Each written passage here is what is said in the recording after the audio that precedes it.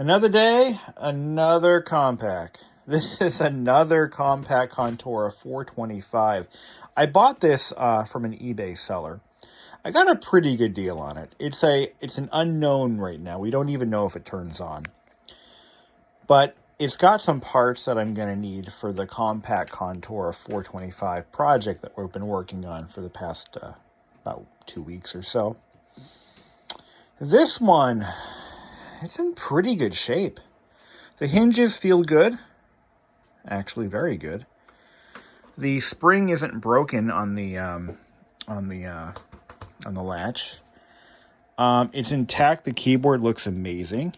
It's got the typical Compaq stiffness that these develop as they age, but that's to be expected. My LTE's got it pretty bad too. They just, well, it doesn't lock. See, sometimes on some keyboards, if you hit them off a little bit, they lock up. I've got that problem on all of my old PowerBooks, like the first gen PowerBooks, second gen actually. This feels pretty good. I'm going to say this thing probably doesn't have a lot of miles on it. Now, why did we buy this? Okay, so let's recap a few things. So I got a Compaq Contura 425 from a coworker.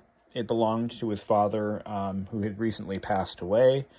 And rather than scrap the machine, he gave it to me because, well, I collect all the old vintage computer stuff. He's into arcade games. I'm into vintage computers.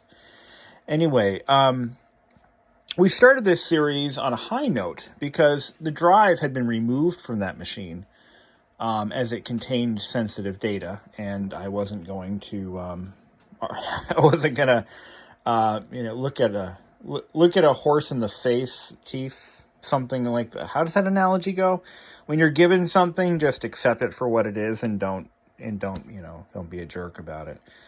But as we progressed in the project, I found out that I actually have on hand, I just happen to have an original Contura 425 hard drive from a machine that I had many years ago. Well, things started looking good for that old Contura. I was able to recap the power supply, which had leaking electrolyte all over the place. We also did the same thing to the display inverter board, and we fixed all of that. We acquired the correct Logitech TrackMan that was made specifically for the Contura. And, I mean, things are looking great. I'm all excited. And then I found out the floppy drive was experiencing some troubles. As it turns out, the floppy drive had a faulty capacitor that was leaking, shorting out, and that is why I was still smelling capacitor fishy smell while powering the machine up. In all my haste, I must have taken the machine apart while it was plugged in and shorted out something, because after I did that, it never ran right again. I'm a little upset about that, but I've got to lick my wounds and move on. So I bought this Contura from an eBay seller for a pretty good price. I think I paid around, and it wasn't a lot of money, really. It was, I have to look it up. I buy so much crap on eBay. I think I paid around $40 for this, all in, with shipping. But I bought it unknown. We don't know what it does or doesn't do. We don't know if it turns on. We don't know. We don't know. So right now I'm going to power this up and see what it does or does not do. If nothing else, it's got a spare floppy drive that we desperately need for the other machine. I might actually try to salvage this display housing. This is in pretty good shape. Cosmetically, it looks almost new. Unfortunately, the lower pan is cracked, and I'll show you that right now. The lower pan has cracks. This is typically where these break, right by the hinges. Right there, and we got a crack right there. Otherwise, it's in pretty good shape cosmetically. It does have the optional modem. Oh, wait a minute. This one is... Oh, no way. That can't be. Is that what I think it is? Is that a LAN card? No way. I think it is. Well, why don't we power this thing up and see what's up with it. It was sold to me untested. Again, it's a complete crapshoot at this point. But if that is a LAN adapter, let me show you what I mean. Because the card in my... Where did we put it? I hid it somewhere in this room. There it is. On the modems, both ports are RJ45 or RJ. Yeah, they're both the same size. They're RJ11s. And this one has got an RJ45 on it. And an RJ11. That can't be. I didn't know they had an optional LAN adapter on these. Well, this could just get very interesting now, shouldn't it? Here we go. Listen to that spinning rust. Drive sounds good. Let's see if the screen comes up. Okay. Does it have the RAM expansion that I just bought? I think it's got it. 8. All right, so it's got the 4 meg expansion. I've got an 8 meg expansion for it. Okay, so real-time clock, yeah, we know. We got to run setup, F10. All right, yeah, we'll just leave the date by the default.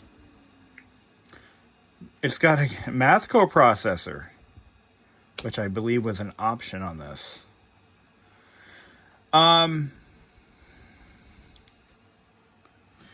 Okay, configure F4. Let's see. Modem, serial interface, parallel, password.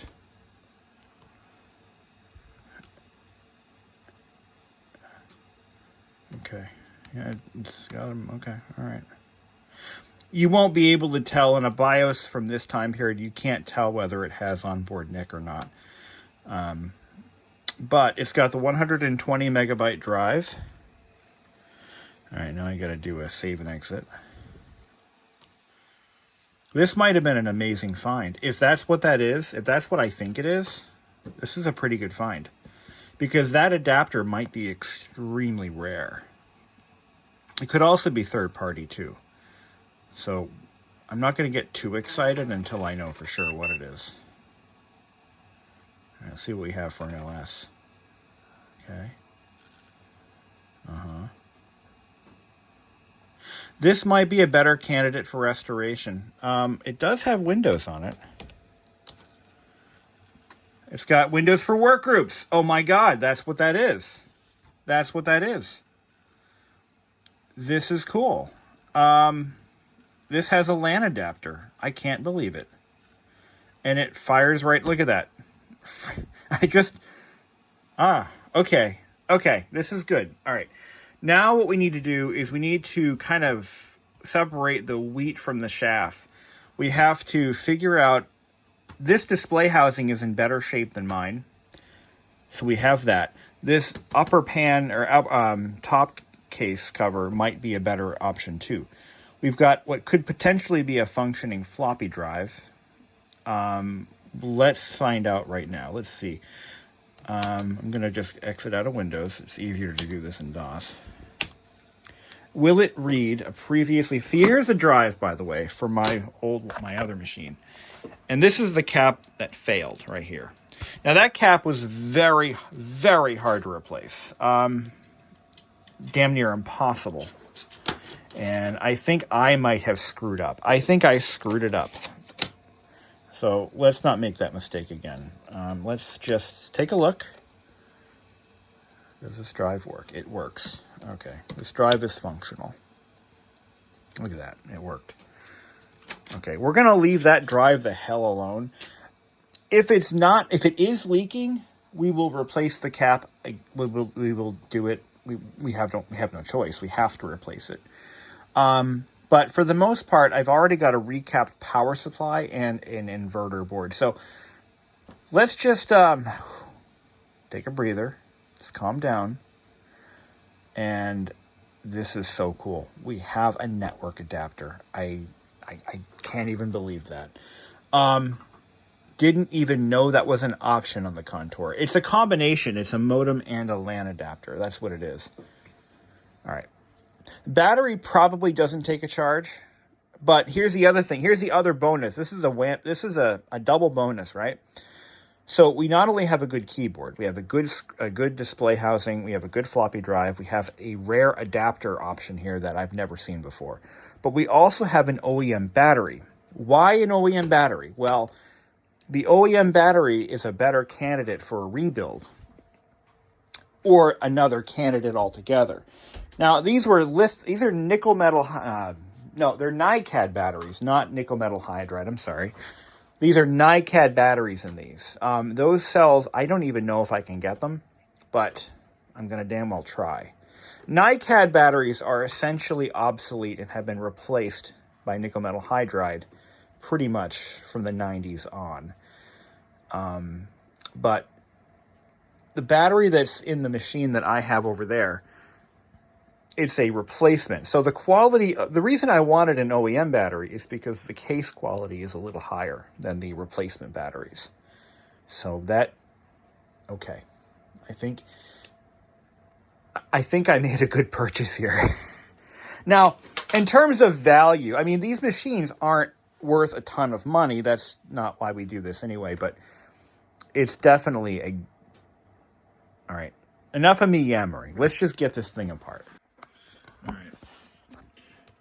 The good thing is I have a little bit of a down period for my stereo work because I'm waiting for parts from China. And yeah, waiting for parts, and I can't do anything in the meantime. But if you're wondering how the radio business is going, I don't know if I can keep up. I'm serious. Well, I will keep up. I will do my best. But these little these Mazda Miata radios, which is all I work on, yeah, they're coming in the door faster than I can get them out. And I thought for sure, with what I was charging, that wouldn't be the case. Well, yeah, because I average about a $400 ticket per radio, which is about the average of what I'm getting, and a lot of that is profit, but.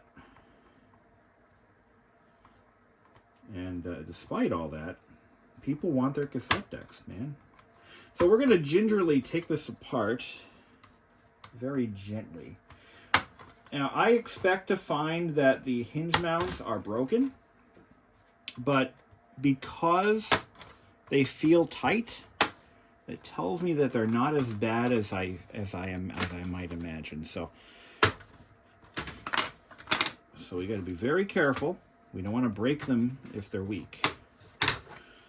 All right, so what do we got? Okay, they're intact. In fact, these hinges are in great shape. They're good and tight, and the hinge mounts are not completely trashed. So that is a surprise. But let me show you what I just found here. This capacitor right here is leaking. You can see you've got some discoloration on both tabs here. We're going to put these parts in our parts bin. If nothing else, maybe I'll use this screen, because it's a good screen, so I might as well use it. And I doubt this thing has the number of hours of use that the other unit has. So let's, what we got to do is disconnect the, disconnect this ribbon cable here very carefully. Be very careful about it. When working on these machines, you really got to watch yourself, because the plastic connectors and clips and such are not, they're not young anymore, and they're not supple anymore. And you got to really be careful with what you do. See? Be very careful and be self-aware of what's going on, because you could really wreck your day very easily. Another thing that the other laptop has that this one we don't know yet. We haven't really dug inside of it yet, but the clip that holds there's two ribbon cables, or flex circuits as they call them in the industry. Two flexures connect the keyboard to the system board, and those flex cables are clipped into little sockets. And the problem is those clips are broken off, and because of that, by the way, I'm going to give you guys a quick little tip. If you're not familiar with working on these laptops, never take the top screws of the hinges out first, because that puts a lot of stress on the lower and it will break. So do the bottom first, then the top. You can really you can break these apart. So what we're gonna find here, and I haven't even looked. I don't know for certain, but we're gonna find there's gonna be some stress cracks.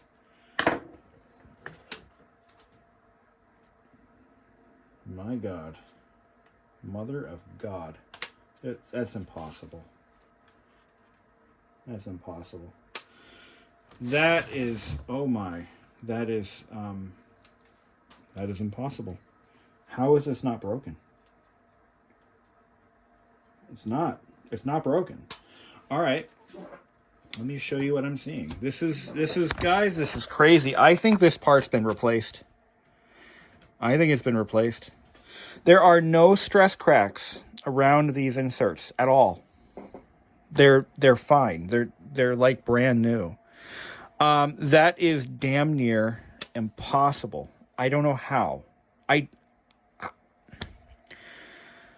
So the question is, what do we do? Well, this is unprecedented. I've never seen this on a Contura before. But normally, you're going to find hairline cracks around these brass inserts. So the way these are put in, I believe, is they start out, these little molded sockets start out looking like this. And during the assembly process, they heat these brass, they're actually knurled. Knurled? Yeah, I guess they call them knurled. But they're rough on the outer edges, kind of like the end of a ratchet, like a cheap Stanley ratchet.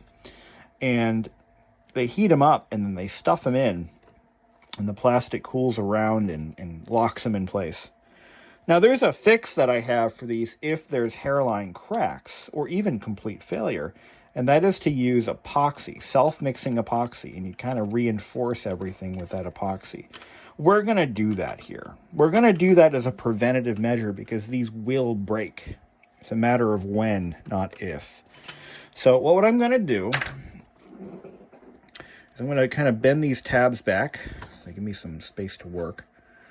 This is, guys, I can't even express how incredibly amazed I am at this. These are not broken. So there's a really good chance that this laptop lived a very, very easy life. I mean, barely ever used, because that just doesn't happen on these. That is incredible. So we're going to do the preventative thing. All right, here's what I use for product. JB Weld, Clear Weld. Now, I also use Loctite. The Loctite's version has 2 mixing straws. The JB Weld only has 1. And that is what I call hostile capitalism, because you can, I think you can buy these straws from third parties. It's a standard 50 milliliter syringe or dispenser. And you can buy them now, but you couldn't buy them a couple years ago. So I've got to make sure that I prepare the area for application. I'm going to take this cloth here. We're going to cover the screen. I don't really care about the inverter board at all right now. And I'm going to break the tip off. This stuff smells horrible. If you're sensitive to odors, maybe be careful. Maybe don't use this stuff. I don't know. It's your life. But what you got to do is you got to eject about a quarter-sized amount of this stuff onto something that's sacrificial. And that way you know you're getting a mixed batch, and you kind of pull back on the syringe a little bit so it doesn't drip. Keep that handy because we need it. And then what we're going to do is we're going to inject this stuff right around here.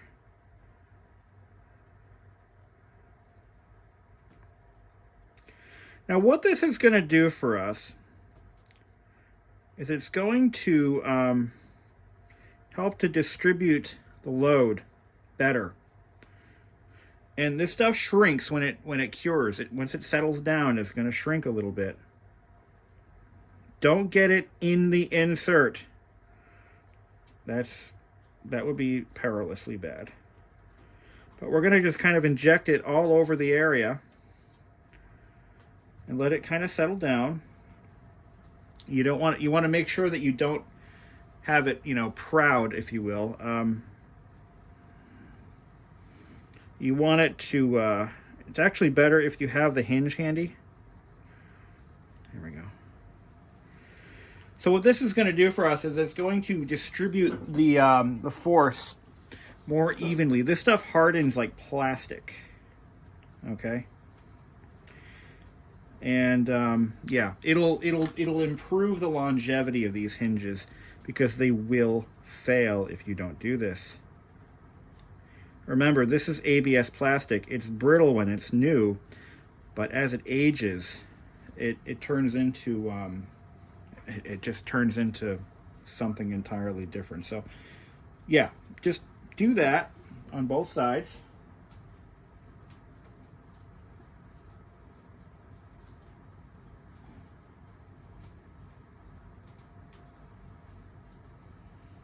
This is a preventative measure in this instance. Normally this is the repair. But like I said, I don't want this one breaking, so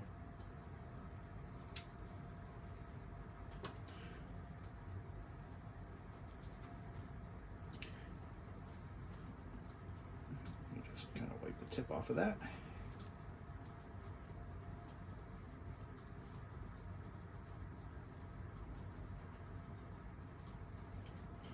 There we go. And once it cures, if you accidentally get it into a spot where you didn't want to, your best bet is to kind of grind it away. It's strong. Very strong. There we go. But that will prevent future failure. So what's going to happen is as it settles down, as it hardens, it's going to form a very tough resinous, it's basically moldable plastic. And the opening and closing of the lid puts a lot of stress on these tiny little reinforcement webbings. And this just helps to better distribute the force evenly. Okay. And I've been doing this for a while. It has worked for me very well. Unfortunately, I just noticed that this one, we've got a lot of bubbles. We want to pop those bubbles. You don't want those in the finished product. Okay? And you don't want those bubbles. Bubbles are bad. This is now trash.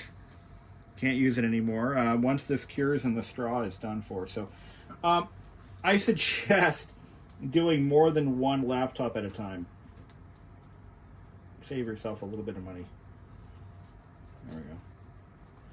Now it's not beautiful, but you won't see it once it's completely assembled anyway, so not a big deal.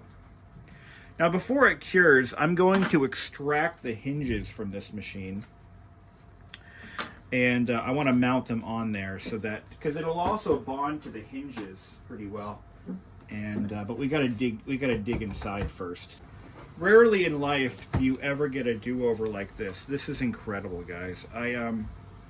This machine is actually in better condition than the one I was trying to save. But and the nice thing is I have, because we have now 2 Conturas to pick from, we can pick the best parts from each one to make sure that we have the best example available. Like, for example, I accidentally ended up buying a very nice 8 megabyte RAM expansion when I thought I was only buying a 4, which this one already has the 4, but I got an 8 now. I don't need a 4. So we got extra RAM. Of course, you can only use one at a time. You can't use both. I do wish this bottom shell was in better shape because I would use it, but it's pretty rough.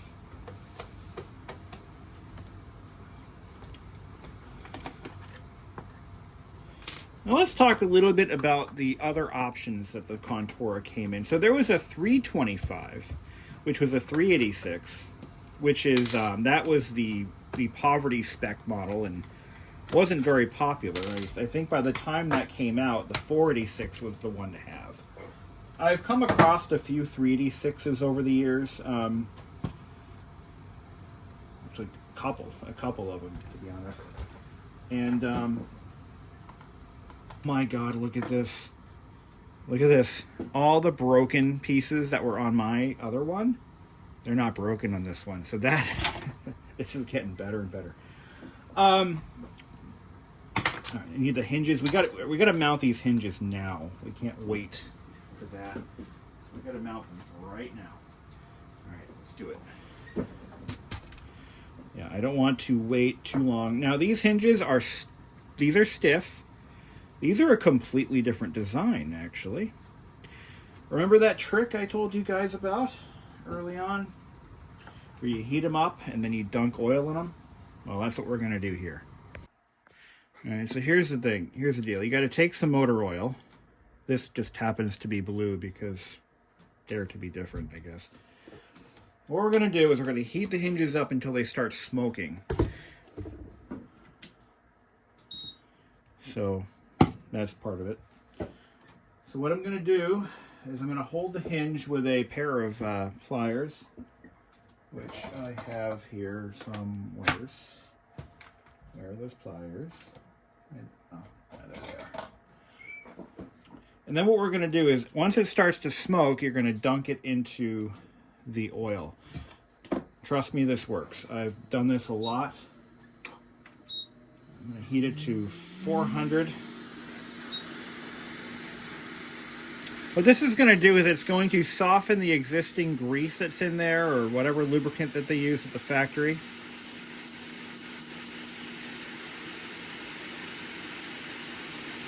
Of course, don't do this if there's plastic on the hinges. That will be dumb. Really dumb. These are just, there's a heavy spring wrapped around a shaft.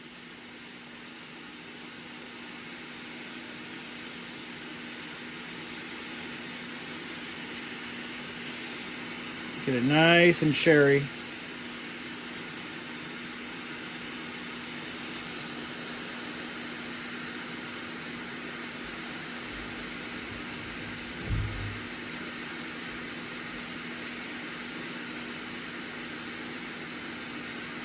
That's hot enough.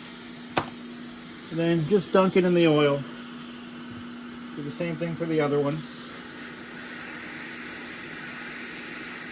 Yeah, I can, there's no smoke, but I can smell it's getting hot. And what this does is it starts to draw the oil in as it's cooling off. Just dropping oil on it isn't going to do it. You got to get it hot. Because what this is going to do is it's going to cause that grease to be... it's going to melt it, basically.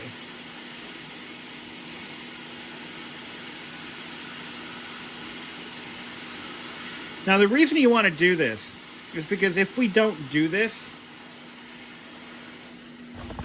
we run the risk of causing the failure to occur again. And we take these out of the oil and we wipe them down.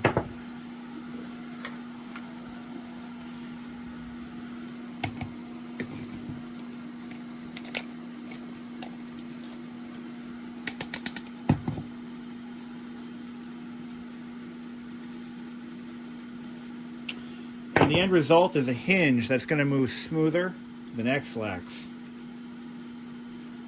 Like, look at that. Oh, yeah. So you should be able to turn these hinges with your fingers. It's tight, but not like it was. It's still soft. We just make sure that the hinges are going to mount without any fuss. We should be okay.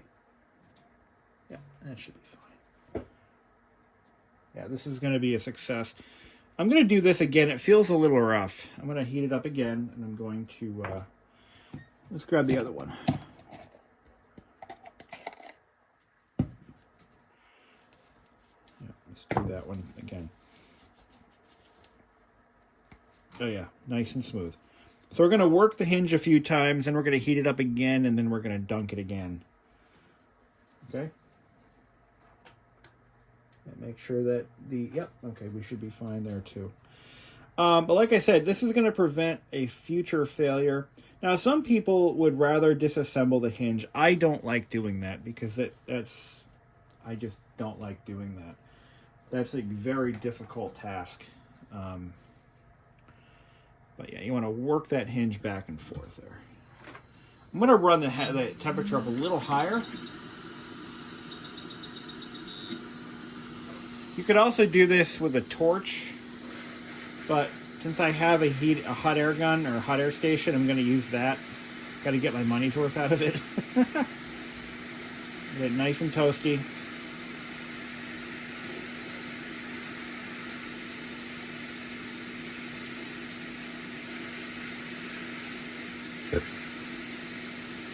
I can feel the heat on my hand. This is 500 degrees Celsius. Yikes. That's hot. That's Celsius. I don't know what that is in freedom units, but that's pretty goddamn hot. Probably almost 1,000 degrees. Yeah, there we go.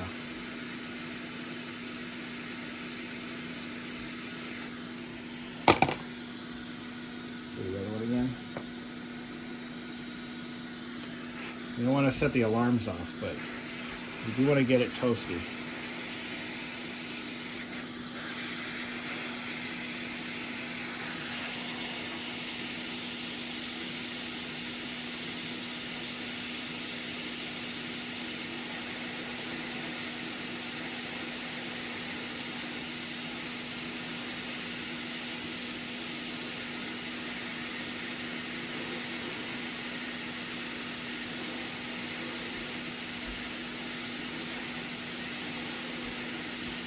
Again, I think it goes without saying, if your hinge contains plastic, do not do this. It's not going to work, and it's going to damage the hinge.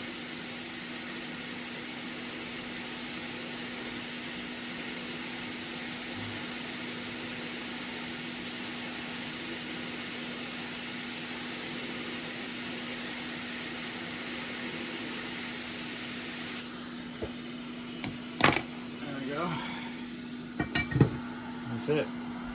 Just let them sit in the oil for a little bit. Mix it around.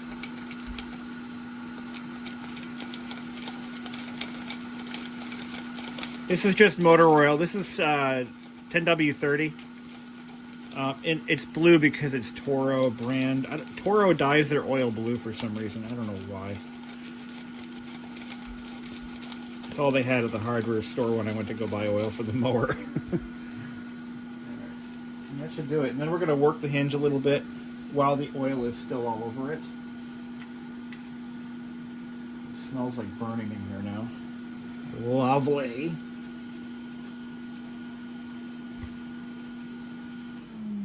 Alright, that's cooled off. Shut that off now. We're done with it. We're going to have to extract some parts from the other device. We're going to take the inverter board that's already been recapped and rejuvenated, and we're going to use that in this unit. So, you know, there's that. Where is my Always misplacing my tools on this workbench. It's a small bench, but I just, you know, can't keep track of my stuff. All right, let that sit for a little bit. The oil kind of work its way in. And again, you know, just kind of work the hinge back and forth a few times. Seems a little stiff. I don't know, I don't like this.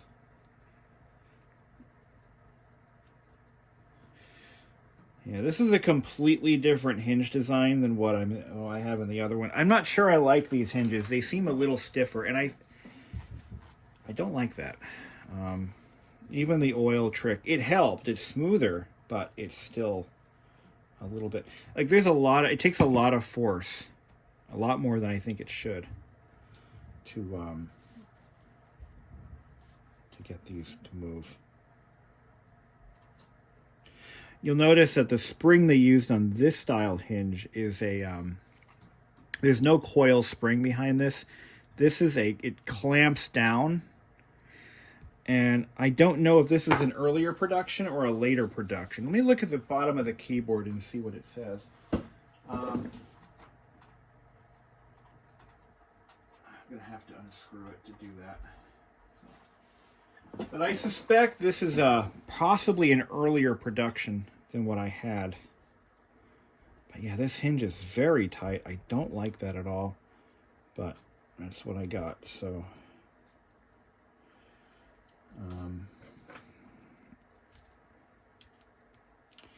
the other one has a spring that wraps around the hinge. It's just an open coil spring. This is a spring steel band or clip, and yeah, this one's a lot looser than that one. This one is a little bit nicer, but that one, that one, I don't know. I think it'll be okay.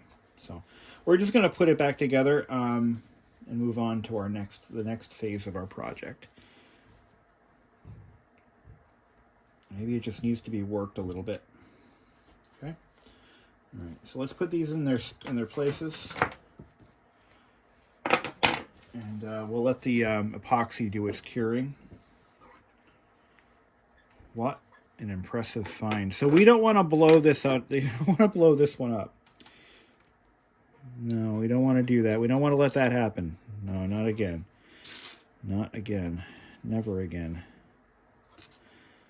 Okay, so let's see. Just make sure I grab the right screws. Yeah, these are the finished screws. Those are exterior. I believe these are the interior.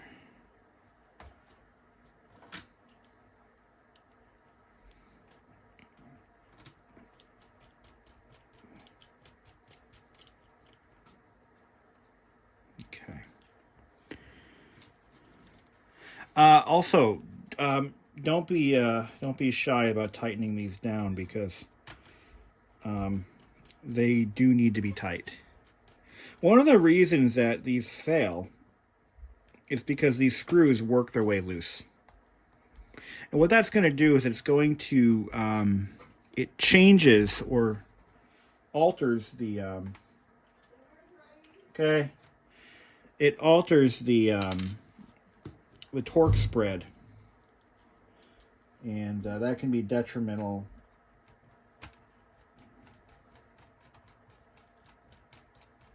to the hinge mounts themselves. So you gotta have a combination of factors that causes this failure in the first. Actually, there's a lot of factors. Number one, you've got ABS plastic that gets brittle over time. That's numero uno.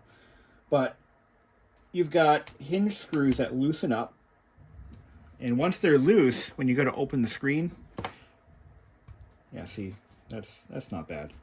That's not bad at all. But look at how much flex you get from this plastic when I do that. So you got that going on, and then you've got to compound that with the fact that the hinges, as they get worked, as they get old, they begin to stiffen up, which increases the amount of torque. You've got the display screws that loosen up over time. And that, again, we're back to the torque being spread unevenly.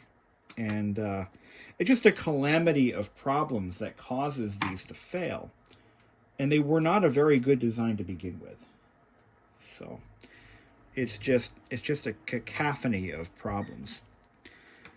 Not only that, but there's the human factor. People tend to whip these things open when they're in a rush, not thinking that they're going to cause it to, it's just... So I want to point this out. At this stage, this epoxy's only been here for less than 15 minutes or so, maybe 15, maybe 20 minutes. And it's at the taffy stage. It starts off, when it begins to harden, it's like a taffy. And at that stage, you can kind of push things around if you're trying to mount the hinges on and you got a little extra in there. Taffy stage is fine. You can push things around as you need to.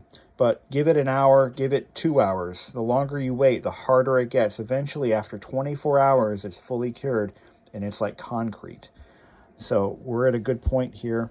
We can remove this board. We'll put in the other one. I'm going to make sure this screen doesn't have any cracks, or not cracks, but scratches. And we're going to, again, I got to pull the other one apart. I'm so excited.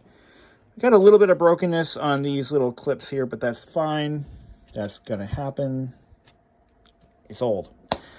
But we've got a beautiful top case cover. This is going to be great. And I'm so glad if it wasn't for breaking that floppy drive, however that happened, we wouldn't be doing this. I would be stuck with what I had, and which is fine, but this is better. All right. So now I just went and had dinner, and in that time it started, it's still taffy. So you have a little bit of work time with that, but not much. So what I need to do now is I want to clean the screen, and I'm going to grab some Windex.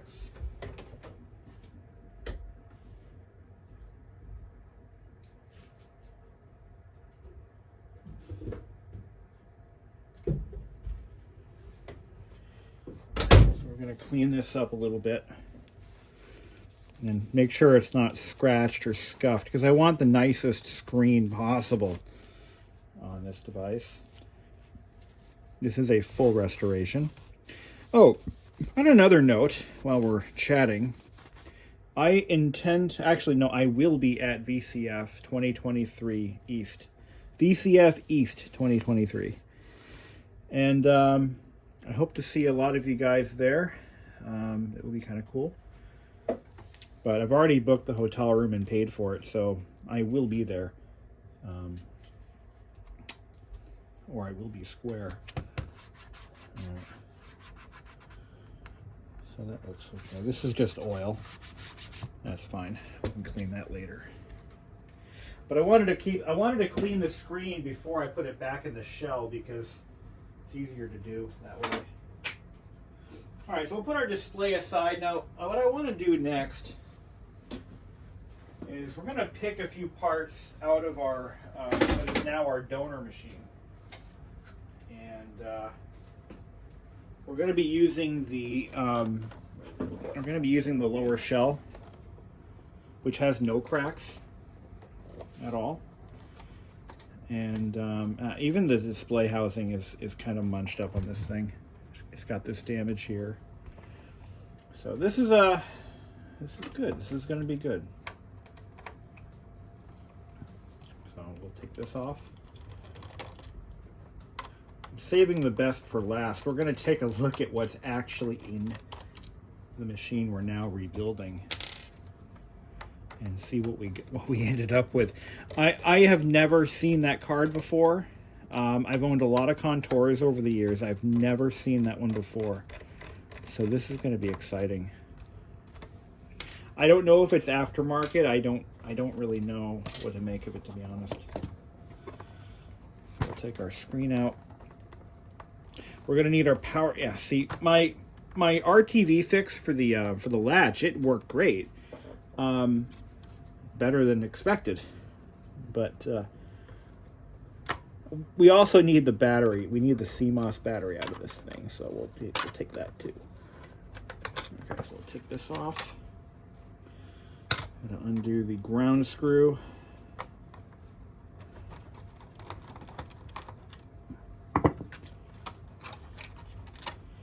So I mean, this wasn't a complete waste. We did repair the PS2 port. Not that that was necessary now that we're scrapping it, but I mean, we did what we did. Now, why won't this come out of here? It's being a bastard. Don't be a bastard. What am I missing? No, I got the ground screw. Oh, I think. Do we need to take? Screws keep falling out of this thing here.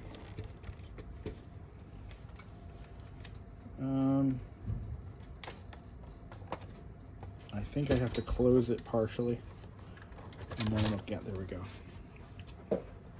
So pop the screen out. We're gonna use this hard drive. I'm not putting Windows for Workgroups on that other one, so I'm gonna use this drive. It sounds much healthier. We're gonna need our power supply, which is already repaired. We're gonna take that out.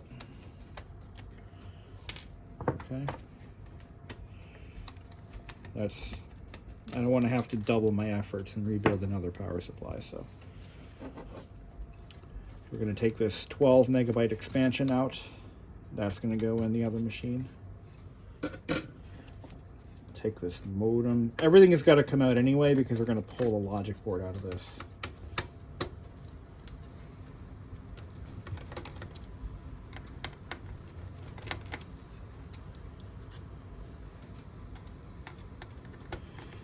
Obviously, we're going to take our new CMOS battery. That's going to go into the other machine too. Okay.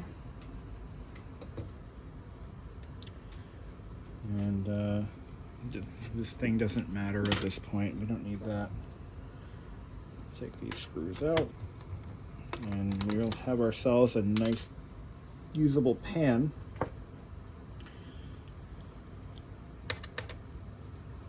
Oh, I'm going to need my socket. Not that one. That one. There we go. Let's take our CMOS battery out of here. Now, I'm going to save this motherboard. I'm not getting rid of any of this. I'm going to put all this stuff into a box and preserve it because I may or may not need some of these. I have a box of spare parts for my LTE 5400, so we've got that. And now I'm going to have a spare parts box for the Contura. That's always good to have. There's those. I'm going to take these nuts off.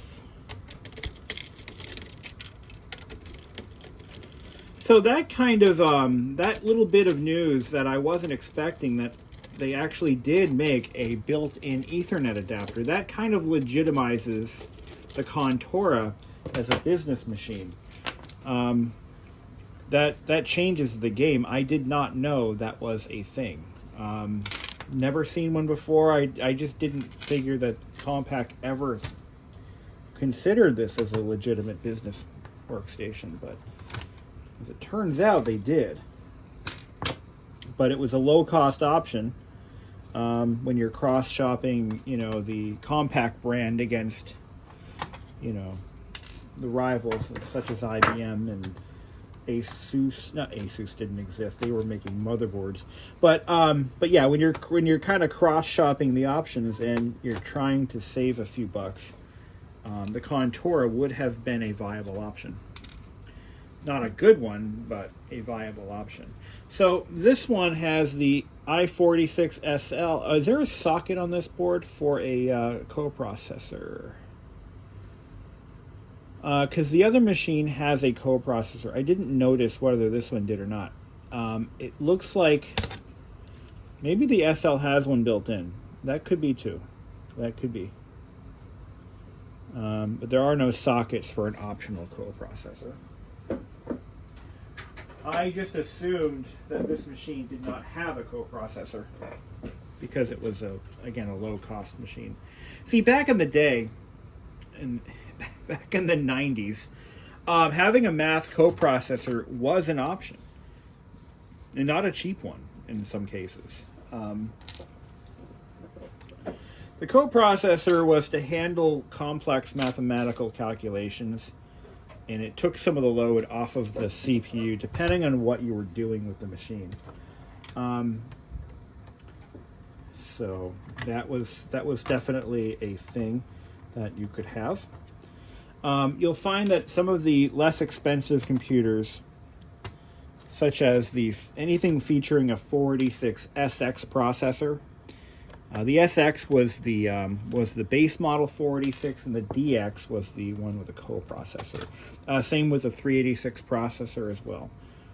So we'll save that cover. That's a nice cover. All right, we've got a Kingston 4 meg RAM expansion.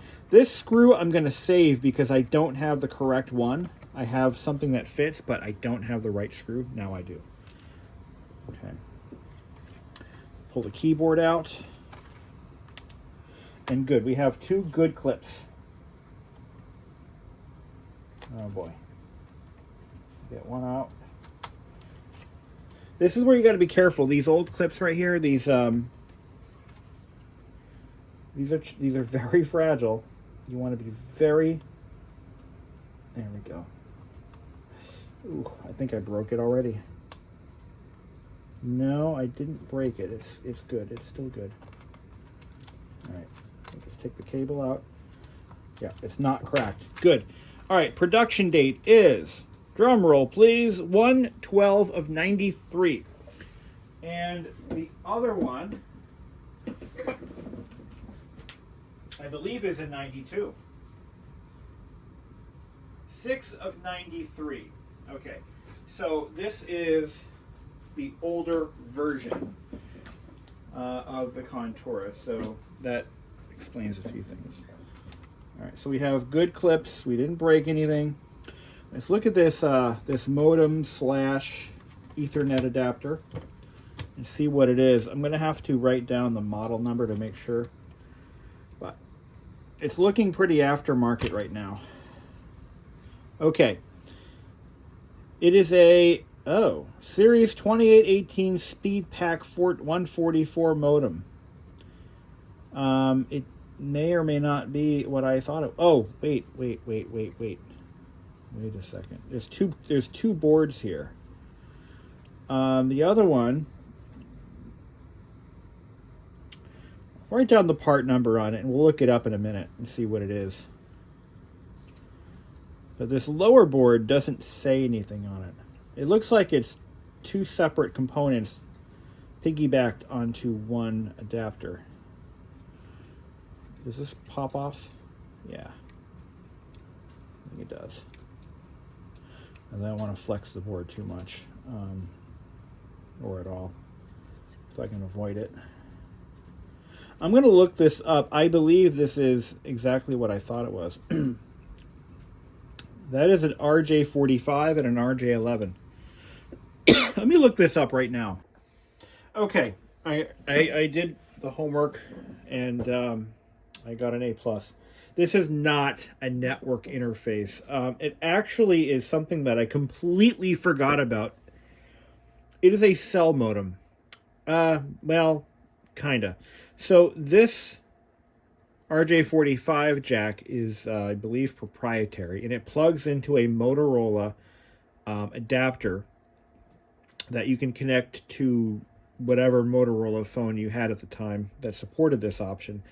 But you can connect to the internet using this cell modem. That's what it's for.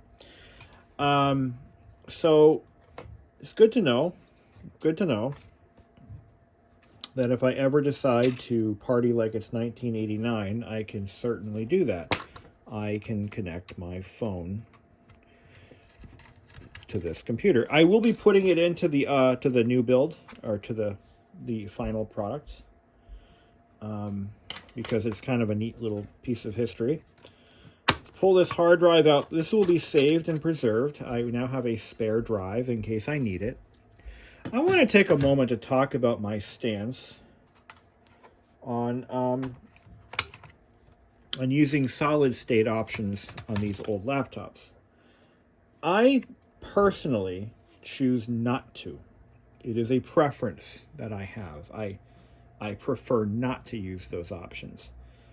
If I don't have another, or if I have the option of using a physical spinning drive. And the reason I chose that stance is because, to me, it may not be for you, but to me, I like to keep these machines pretty much as they were when they were relevant. And that includes spinning drives. Now, that is not an option that everybody has. But because I've been fixing and servicing computers for damn near 25 years, I have that option. I have the option to use a spinning drive because I've saved so many drives over the years. This is dead. And so that is an option that I have, and I've chosen to do that. Again, it's not for everybody. Not everybody does what I do, and that's totally fine. I get a lot of comments about that, like, why don't you put a solid state in? Why don't you? And yes, there are solid state options that do work in these older devices. The community has rallied around these machines to a point where there are folks who are just making and producing replacement drives that use either CF cards or something similar to that. And I think that is great. I think that is amazing. I'm very glad that that is an option if I decide to go that route. But until I can't go that route anymore, or until I can't run physical spinning drives, you know, that's my choice. This is the old power supply. It has no signs of leakage, except for this one cap right here. I can see a little bit of a discoloration on the leads. The rest of them are nice and clean and shiny. Good, good, good, good. I happen to take a quick glance at the floppy drive, and it looks like it is indeed leaking. So we do need to fix that before it becomes a problem. But I'm going to be using my my rebuilt power supply board in the final build. So I think that makes the most sense here.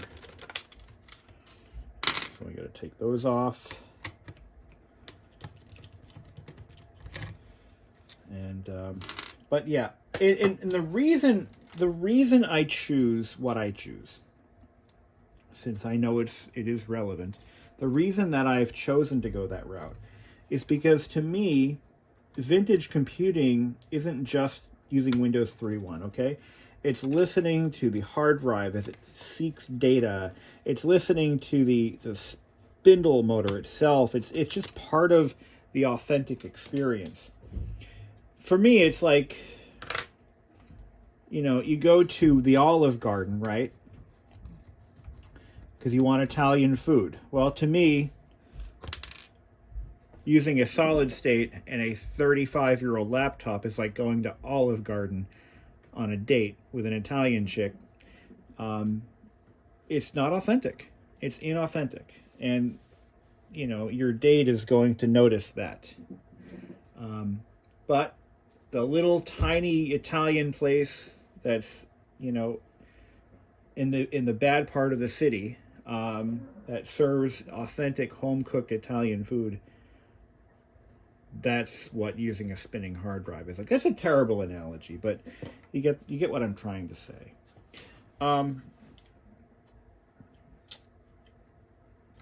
That having been said, I have taken Amelia out to the Olive Garden at least 3 times or so. But she's not Italian. All right.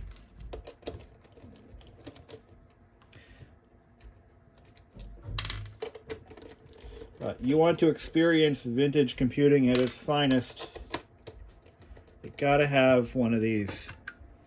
Gotta have one of these. Now, another thing I want to point out is I don't store anything on these machines that I can't lose. Everything I have is backed up in one way or another. I don't store data on these machines that it matters to me at all, because I know how unpredictable these drives can be. And I have resorted to repairing these old drives. I'm not looking to start waves or, you know, get into an argument with anybody in the comments, but this is how I choose to preserve technology. This is my choice, you know. You may choose to have, you know, the more reliable experience with the solid state. I did make one exception, and I'll say this much: the one exception that I did make was my Tandy 1000 HX.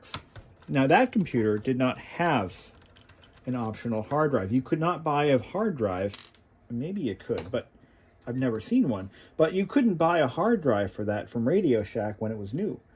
It just wasn't an option because those were low-cost computers, entry-level computers for people who didn't have all the money to shell out for something that was more substantial. So hard drives were not an option on those. Yeah, see, this is the same board. Identical. All right. Yeah, I don't know if I talked about this too much because I've been focusing on everything else, but I think we fried the motherboard in this other Compaq. I highly suspect we fried the board. We being me. Yeah, fried it good. Fried it real good. Yeah, so what's happening with that other one is the drive controller is acting up for the floppy drive, and yeah, that's not great. That's nobody wants that. But pop this board in here. I'm gonna put my standoffs in place first.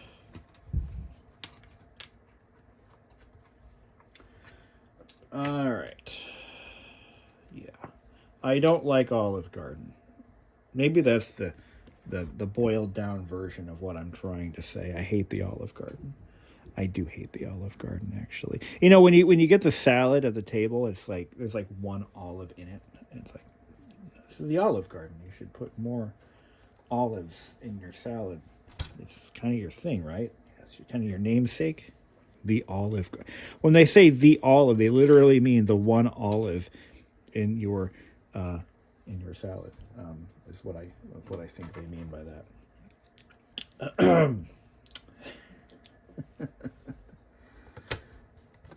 You don't see seafood connoisseurs going to the Red Lobster, and you don't see, you know, fried chicken aficionados going to KFC, or maybe you do. Maybe you do. I don't know. If I want a good burger, though, there's this nice Irish restaurant nearby me. It's called McDonald's, and I must be the only person on planet Earth who actually likes McDonald's burgers. And they're terrible. Oh yes, they're terrible. They're just awful, and I know that. But you know what? Nothing hits like a McDonald's. I must be like one of 5 people who can say that. I mean, really, nobody says that. Nobody's proud of that. If you like McDonald's, you're not going to go telling people because you're afraid of being ostracized in society. But I don't care. You know? I don't care. All right. I need my other bit. I got that one off. Where's the other one? I had it over here. Where'd I put it? Where the hell is it? I'm always losing my bits and pieces. They're always after me, Lucky Charms. Where is it? You're on the camera. You folks watching this at home, they're screaming at me. It's right in front of you. Found it. So I'm now at a point where I suspect somehow by repairing that floppy drive, we may have caused the problem. But that drive was screwed anyway because it had been dropped and it had other issues. So I'm torn right now. Now the power, the capacitor that I put into it is not the exact same value as what I took out of it. It's just a little bit different, but it should be pretty close and it should work. I think I did a 3522 and the original one was like a 33 something. We're going to look at that in a second. That is not something we can just ignore, though. We have to look at that, as painful as that might be. But let's see, which one has been rebuilt here? Yeah, see, this power supply doesn't have burnt tracers on it, but it also hasn't been recapped. But they're not leaking. Should we or shouldn't we? Should we or shouldn't we? I mean, they're in good shape. They really are. I mean, there's nothing. This one here has got a little bit of a, I don't know. I'm going to put the repaired one in because it has been recapped and it does work, even though it smells like dead fish somehow. Oh, wait a minute. Wait a second here. That should not be. I'm going to make a judgment call here and say that maybe we should just take this one instead. We'll save this one as a spare. So if we have any power issues, we're just going to switch them out. We'll switch horses midway through the race. But I just don't want to... I want to abandon that other power supply is what I'm saying. It's been through a lot of trauma, and we don't need any more variables here. Make sure we put our coin cell back in. There we go.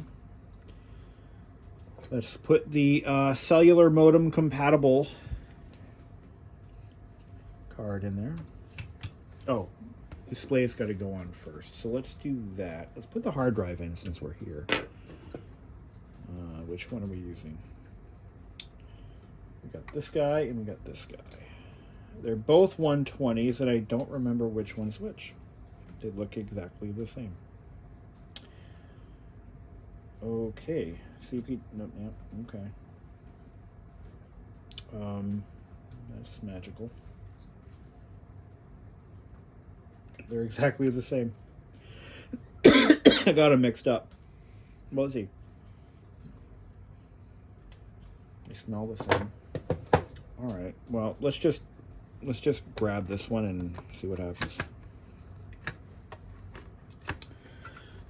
All right.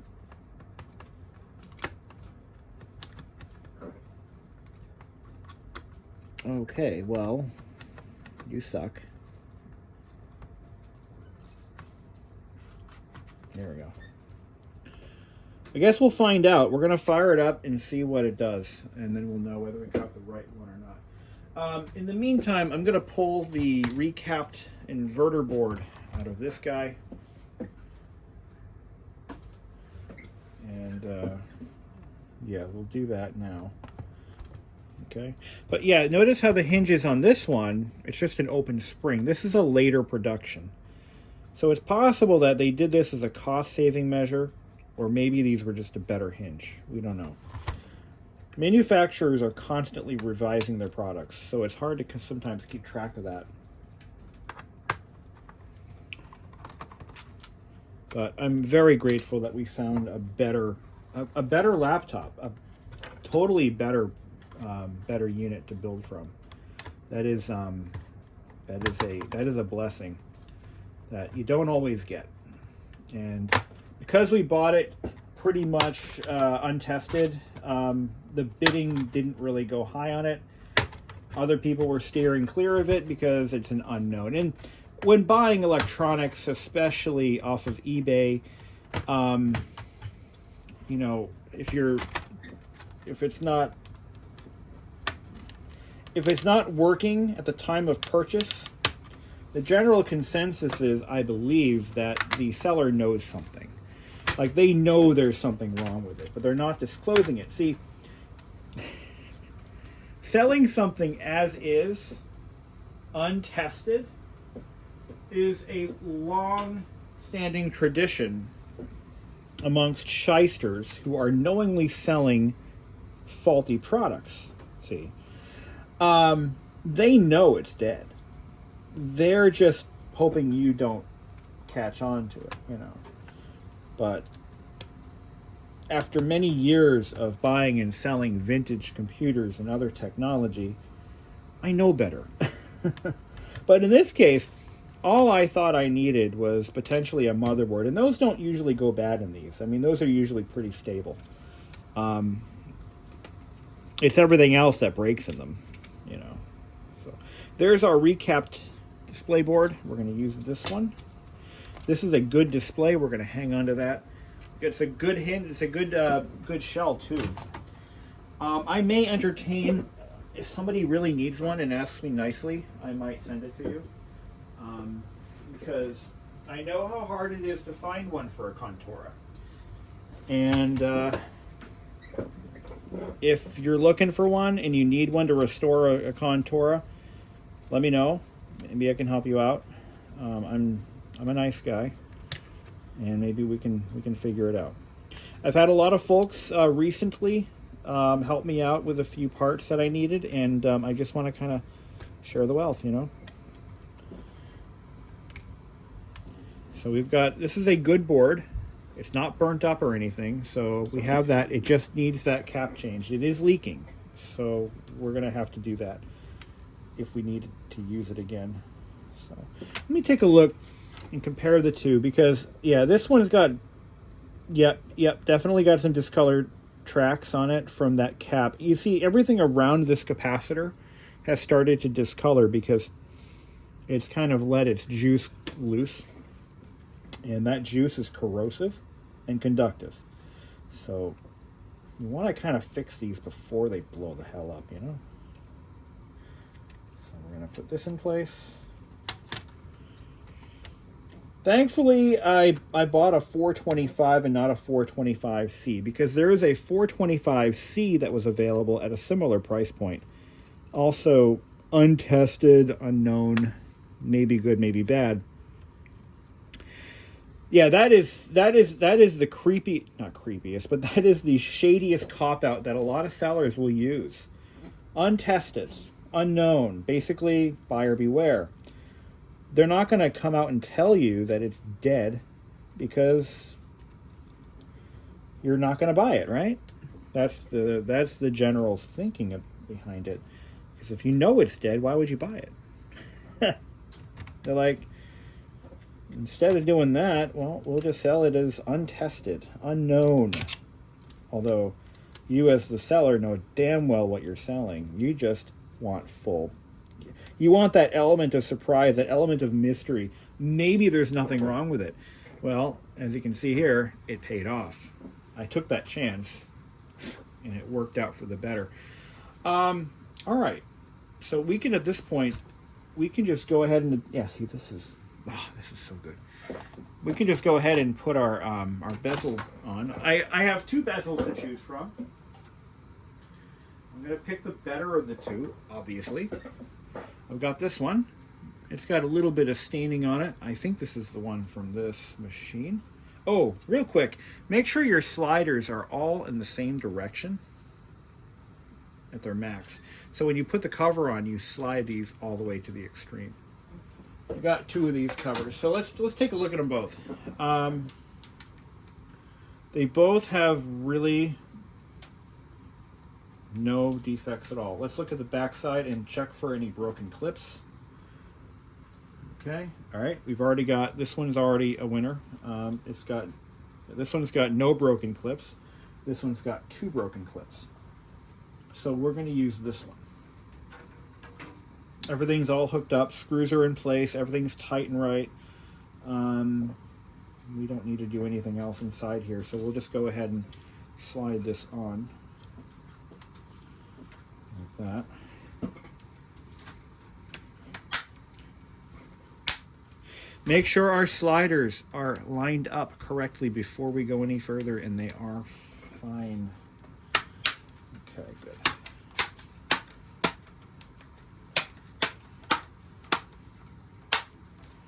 Awesome.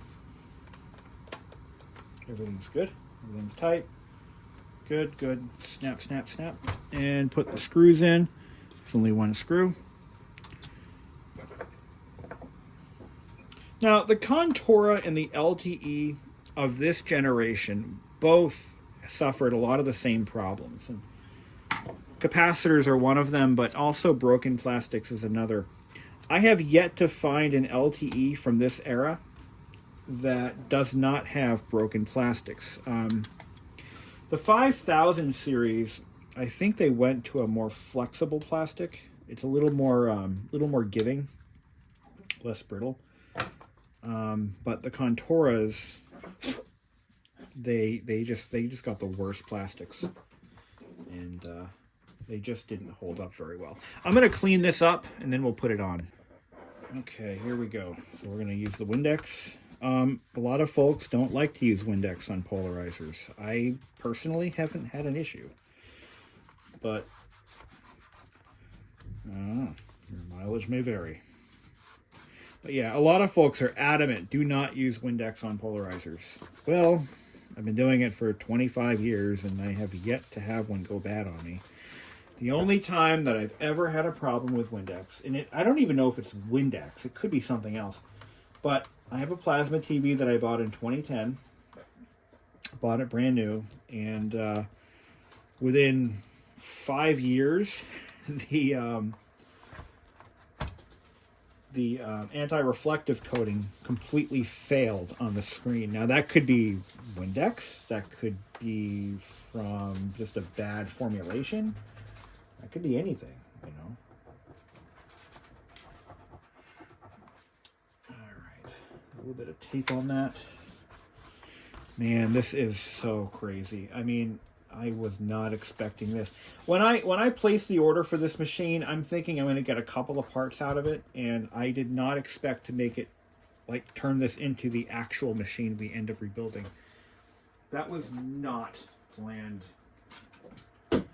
Oh yeah, I got to put the battery in for ballast. So let's do that.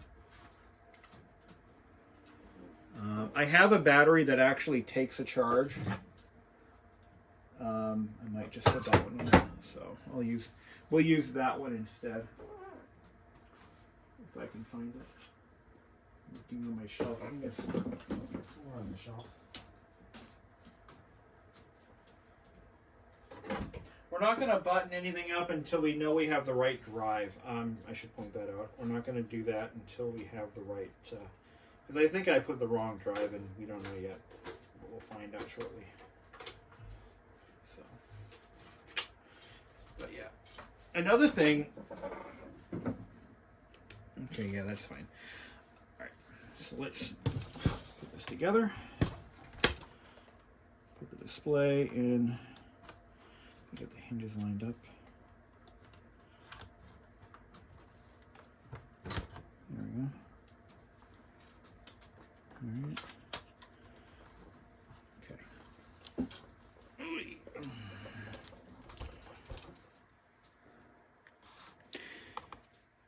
Let's talk a little bit about the collectability of the Contura since we're here. These machines are... This model, the 425, is probably the most common, and it's not the most collectible. As a matter of fact, it's the Aero that people are going after. The Compaq Contura Aero was a sub-notebook, and a very good one. It suffered a lot of the same problems that the standard Aero models had, you know, specifically weak hinges and, you know, weak plastics. The entire lineup, the Aeros and the standard laptop models, they were notorious for these problems. But the Aeros have a much stronger community behind them. In fact, if you Google Contura, almost all the hits you're going to get are for the Aero. And, you know, I think the Aero was a little overrated. I mean, it was a good machine for its time. I mean, it was a lightweight, compact notebook that you could carry with you every day, daily, year-round. I mean, it was a versatile machine for certain, but it wasn't a very well-built one. The Aero does have a built-in pointing device. But it's permanently mounted, of course, on the right-hand side. So if you're right-handed, Great. If you're left-handed like me, well, you're screwed. So, you know, it had its weaknesses. I mean, I've had a few of them come through my collection a few times over the years. I had a 433. I actually had a color 433 and a black and white I think it was also a 433. And again, I mean, I got nothing bad to say about it. You know, nothing really terrible. They weren't that bad, but because they were sub notebooks, you had to carry around an external floppy drive if you needed to, you know, have any data portability. You know, so that was kind of a nuisance. Obviously, the batteries on all the Arrows, you know, they're all trash now. And the only way to get one with a functioning battery is to just rebuild it yourself. But you know, that's just the name of the game. So, would I own would I go out looking for an Arrow at this point? No, I would not. I don't need one. I don't want one. If somebody gave me one, I'd be like, great, thank you. But no, not something I'd be looking for. I've had my fun with those, and those days are gone. But the Contura, and I've talked about this before in the other videos. I'm going to try to, by the way, upload this one unedited. So it'll be a long video. By the way, you're probably already at that point where you're like, why is he still talking? The Contura 425, which is a machine that I do have a lot of fondness for. It's because it was one of the first laptops that I ever really got to know. It was actually my first modern laptop. See, everything that I had prior to the Arrow, I'm sorry, getting all mixed up here. Every laptop that I had prior to the 425 that I had as a kid, they were early laptops. You know, lunch boxes, luggables, portable desktops. One of them being, by the way, the Toshiba T3200 that I had, T3200SX. That's a desirable one. Yeah, it was one of my first modern laptops, and but yeah, so there's that. All right, let's go ahead and locate all the right screws for the. I think I have a. There it is. I got the. Okay, so now that we have the correct screw to hold this memory card in, I'll slide that in there. There we go. Oh my God, Amelia. Okay, so we got all of this in place. Let's grab our cell modem, because why not? And we'll put that in there. And we need to find all the screws that hold that in place now. Let's see if we can get the right ones.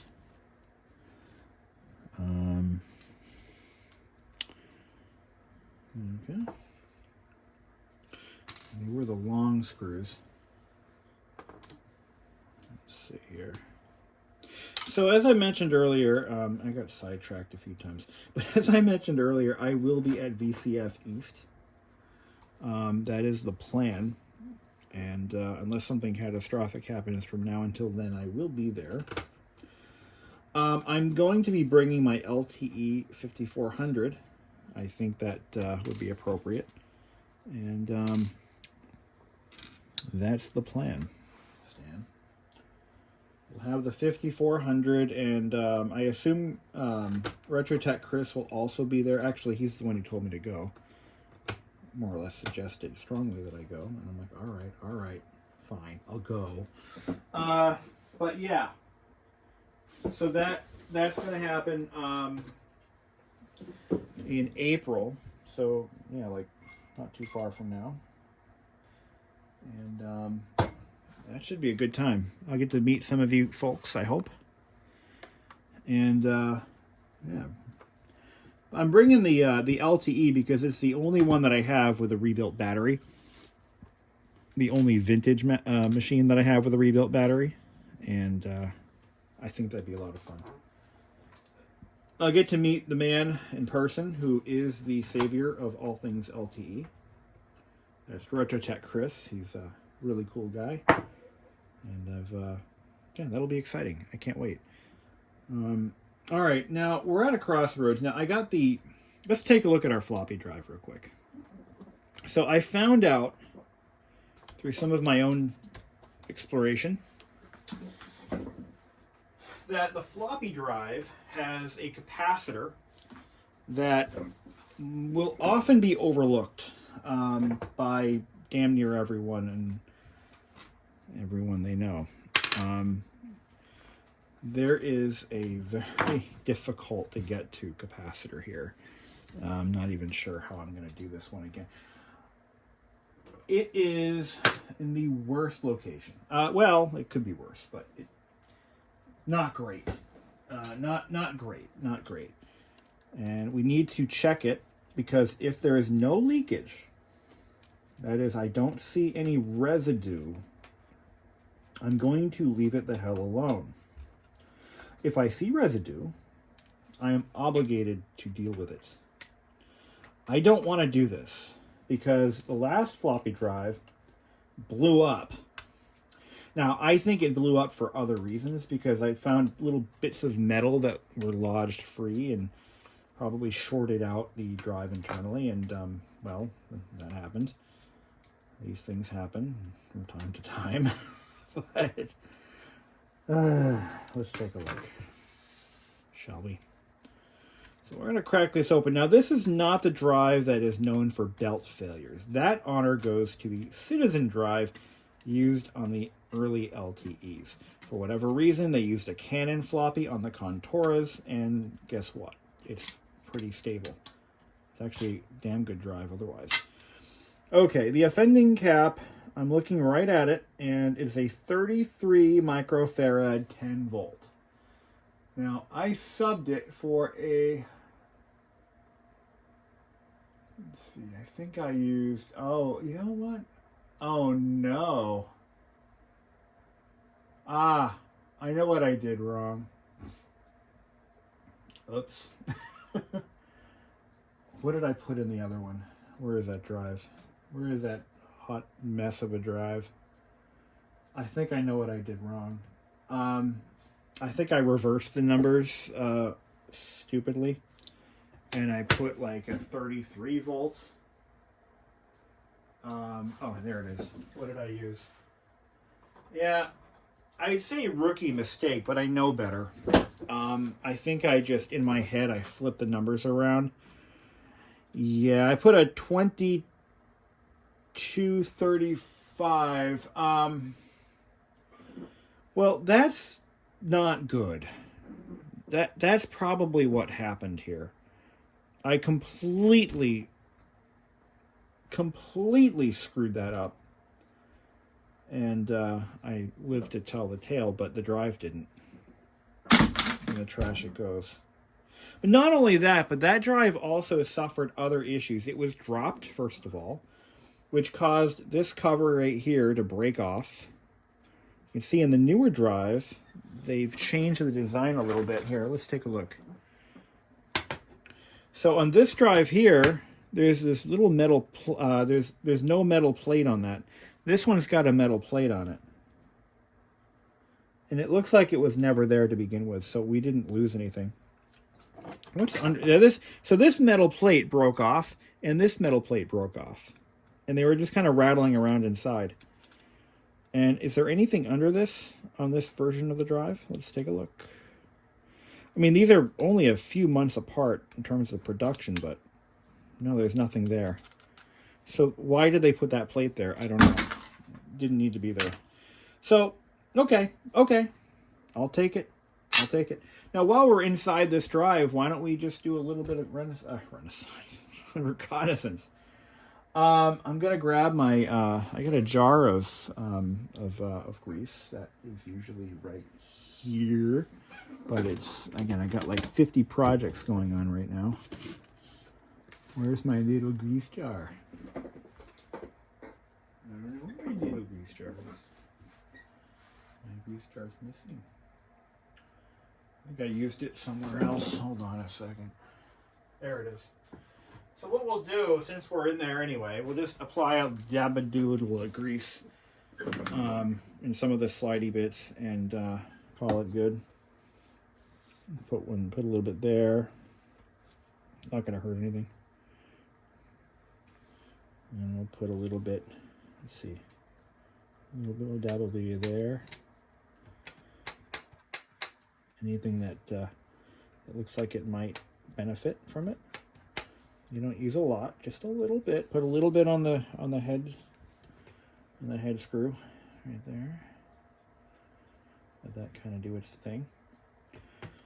I mean, when you drop one of these drives, all bets are off. Any level of precision that it had at the factory is lost. I mean, you're just not going to recover from that. Okay, that's all you need to do. Okay.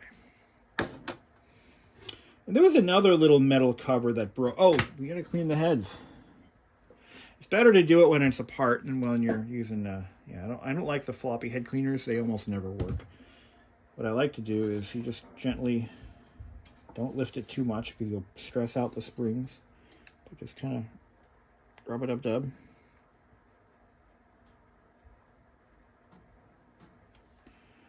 It's pretty clean. I mean, these don't really get that dirty, but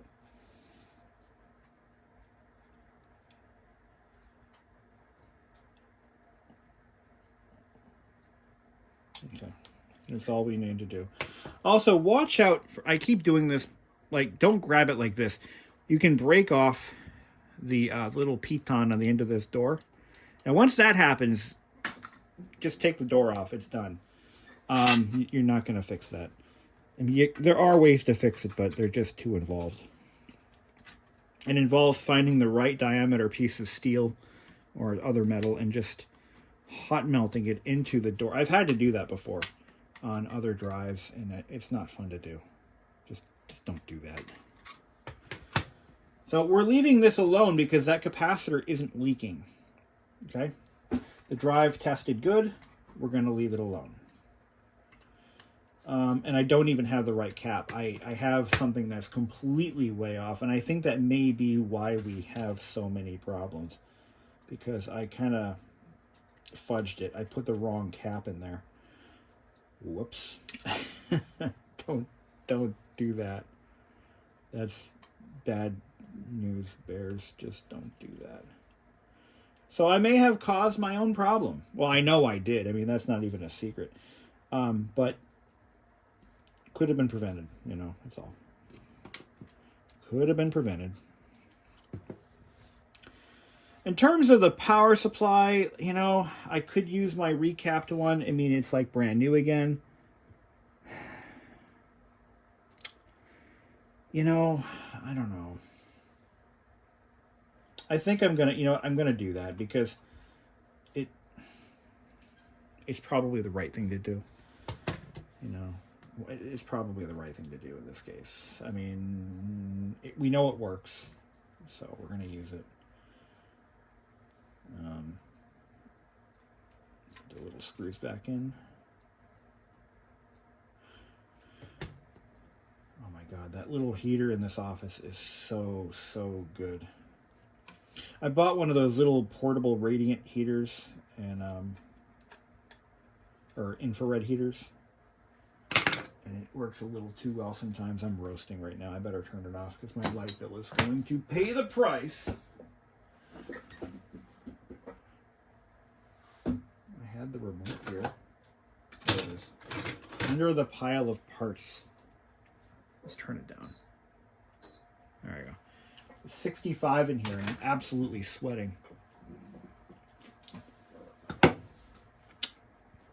Okay.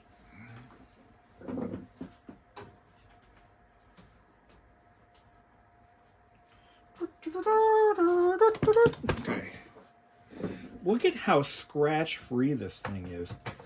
It's just so crazy clean. I mean, never in a million years did I ever think I'd find one in this condition. I'm just blown. I'm blown to bits, man.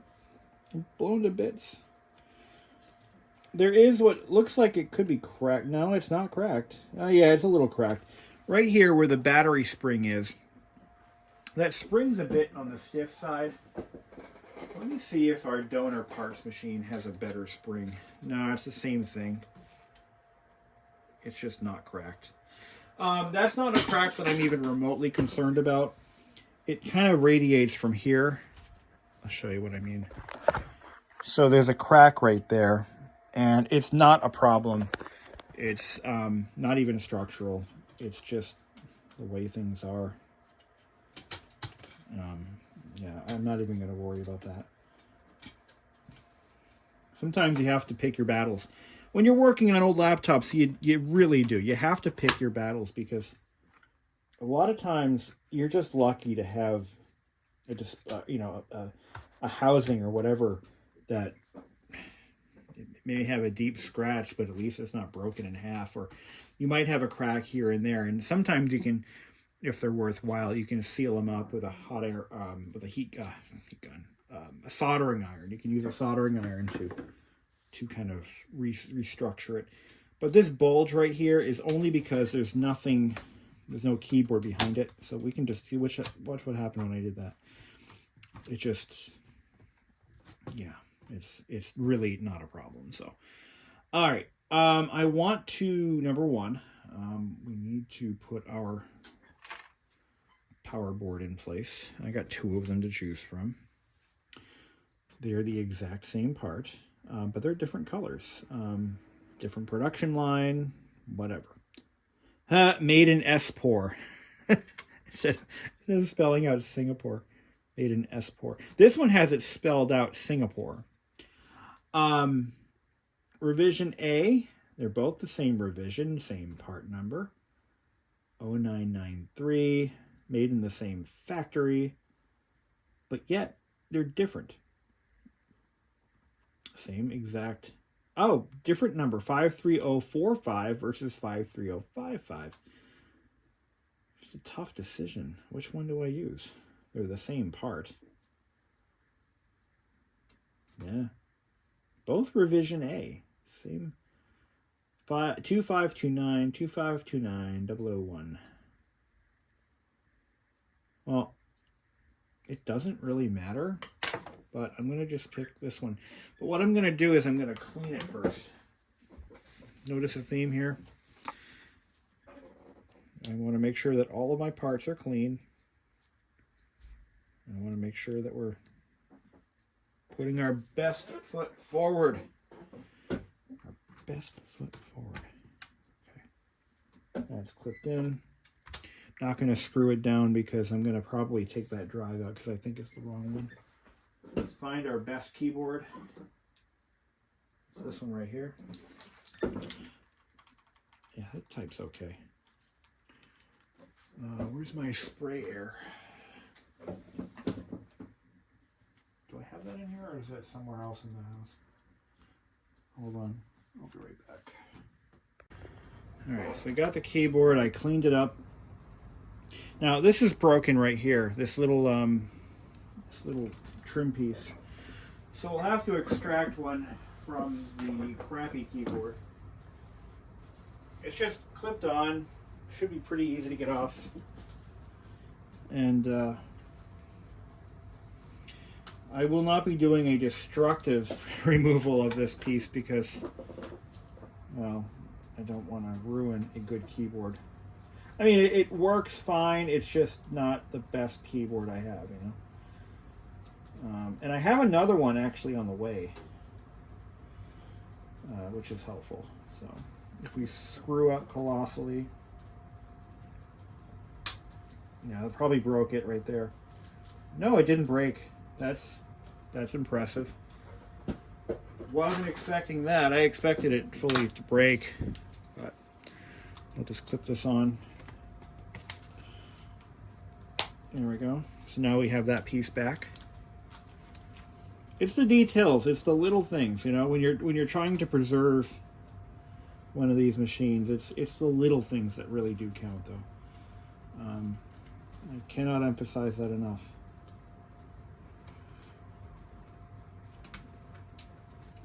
You know, one of the things I can say that is if you buy a computer from me, and I've sold a lot of these over the years, you're getting the best. Like I go to the highest degree to make these things look and perform as good as I can get them.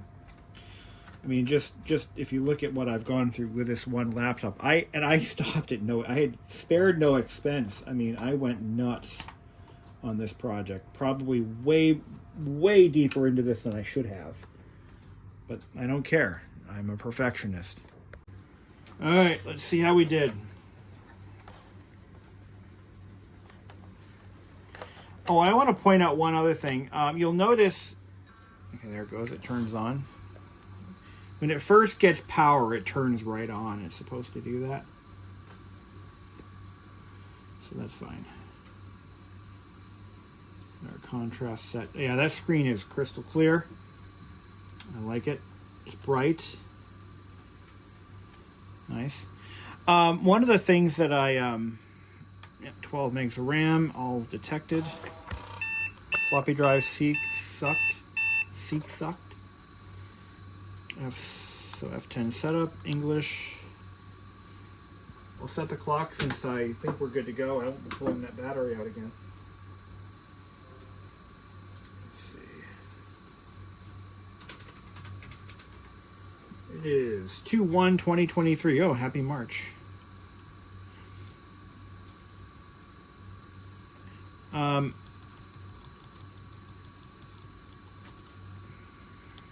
Okay, time is now, this is military time, so it's going to be, oh, you can't see this, can you?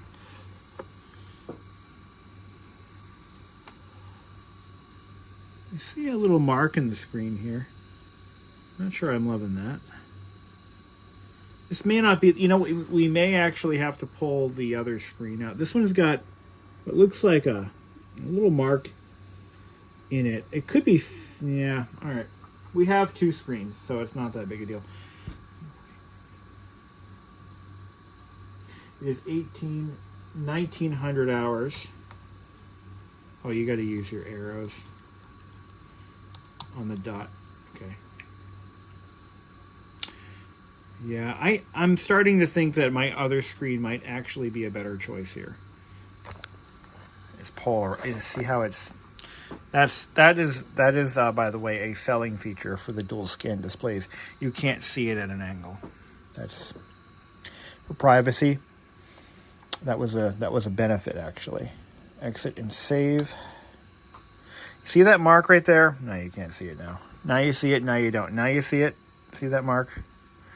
That is I have never seen something like that before. But that's why we have two screens. So if we decide we don't want this one, we can go to the other one. It's not that big a deal. Okay. Which drive did we grab? Which drive did we grab? It looks like the right one. Yeah, that's the right drive, so we're all set. I'm going to pop in the other power supply since it's been recapped. And we'll see how she performs. Not that it's going to matter. But now I don't see that line. It really only shows up when the contrast is dunked all the way down. I don't know if that's an impact. Or somebody just... looks like somebody took a marker. You know what? I think that might be the early stages of vinegar syndrome. Doesn't smell like vinegar, but it looks like something in the back of the screen is deteriorating. It's not that bad though. We'll run it. I mean, we'll just leave it alone, and if it does get worse or completely fails, then we'll deal with that as it comes. So we'll just kill it. All right, at this point, I'm going to pop in my my other drive, or power supply. We'll just drop it in. And I have this cover on backwards. Didn't you know that? Yeah, I do. Completely backwards. Completely backwards. take it out. And like I said, I'd rather, I mean, I have new caps in this thing. I'd rather just go that route and not have to worry about it again. I think that kind of makes a little bit of sense. Even though that other power supply has been through hell and back. I mean, all the passive, all the electrolytics are new, and I don't want to waste electrolytics on another one. Like, kind of, maybe not. Let's see how it works. Put the grounding screw back in. So now the only original electrolytic in this machine is in the floppy drive, and as luck would have it, it is not showing any signs of failure, at least not right now. So,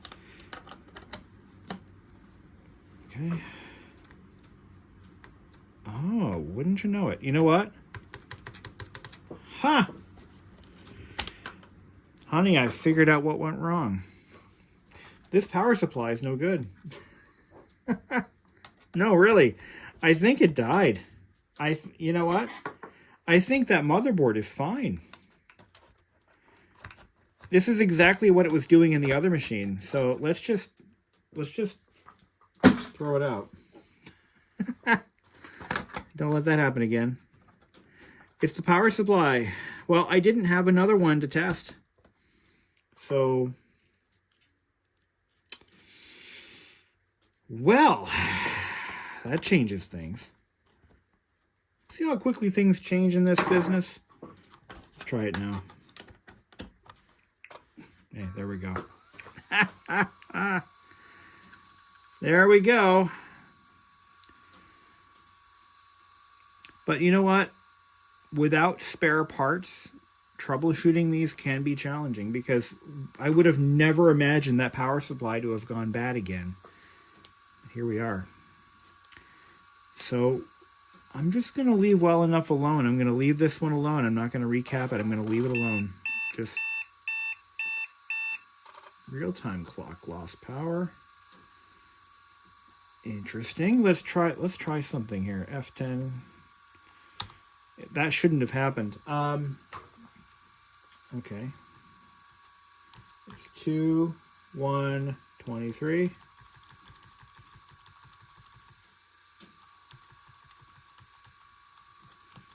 Okay. Time is now 1900 hours. Actually, 1904.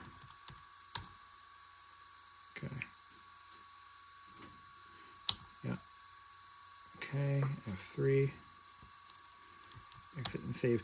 I should be able to pull the power cord and not have it lose real-time clock settings.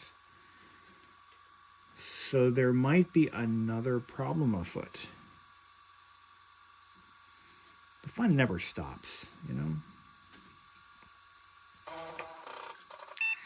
I mean, that's not one of those end-of-the-world problems, but it's definitely not great, if that's really what's going on. If there's something else going on in this machine that I haven't diagnosed yet,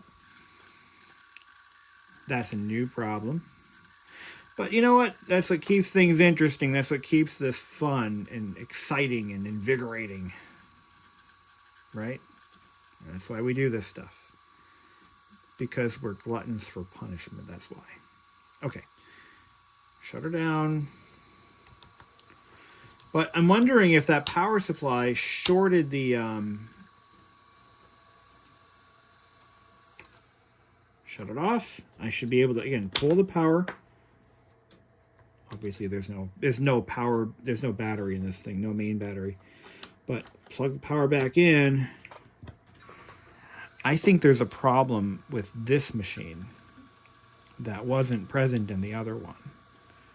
But I'll know in a second. The real-time clock chip isn't working. Or the battery, somehow that battery isn't juicing the, yeah, that could be.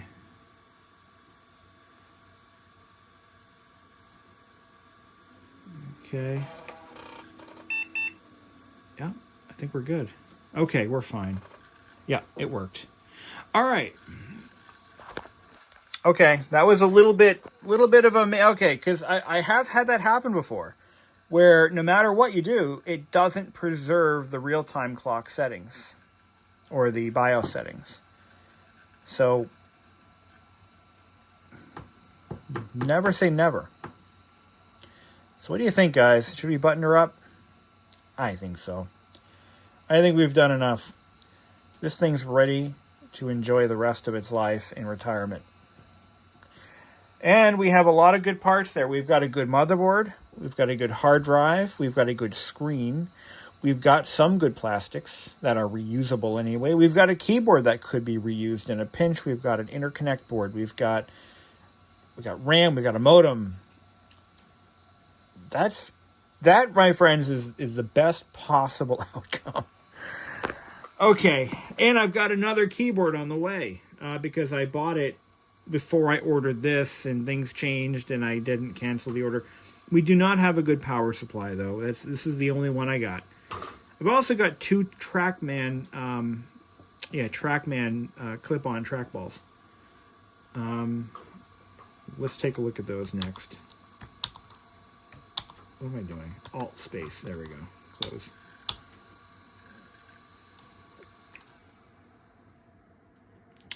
Wing-a-dinga. All right, let's put her together. Okay. It is time. It is time to call it quits. It's been fun, but we're done, my son. All right. The metal cover, does that go on before or after? There's a screw hole right here. I don't know what it's for.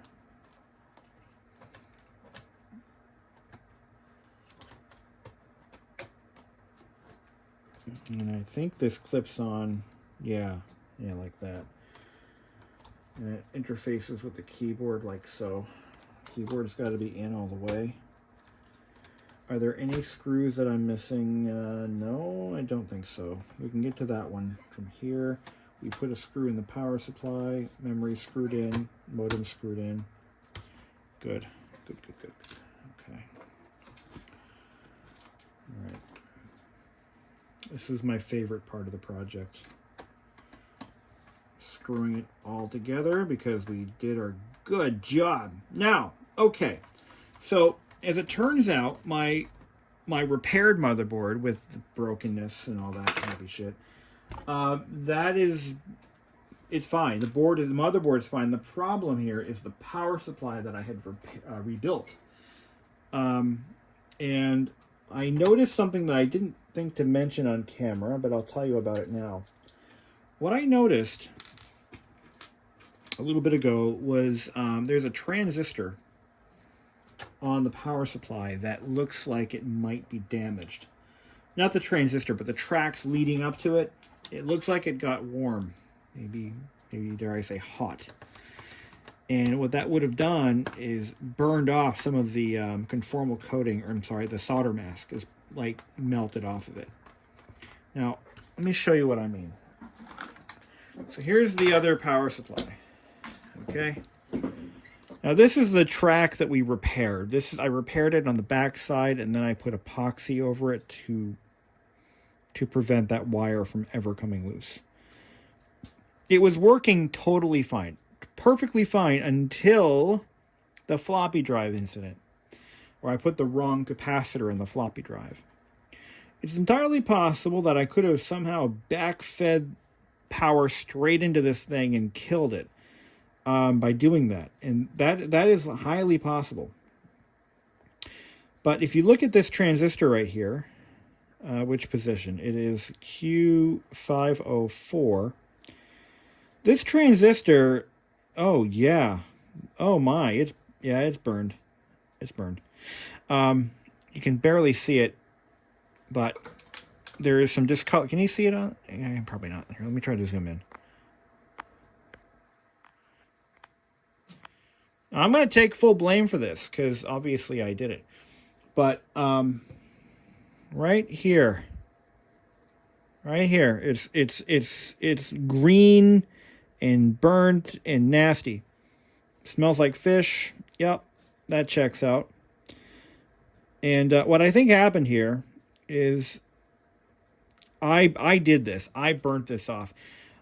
I don't know specifically how. There were two possible incidents, and I'll tell you what happened. Okay.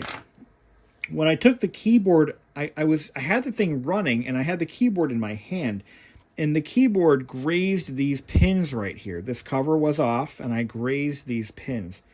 And the machine restarted itself or something. I forget exactly what happened. So that happened. That was me. I did that. The other possibility is I put in the wrong capacitor.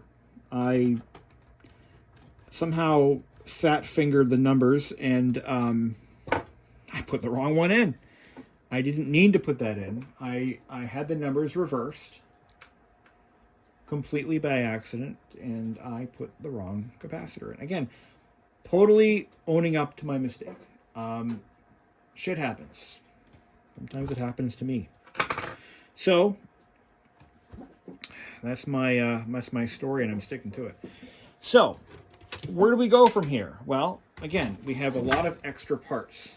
I like extra parts because that means I can be more careless now, because I can breathe. You know, if something blows up, I don't have to go on eBay and shell out my firstborn for a screen when this one decides to go tits up.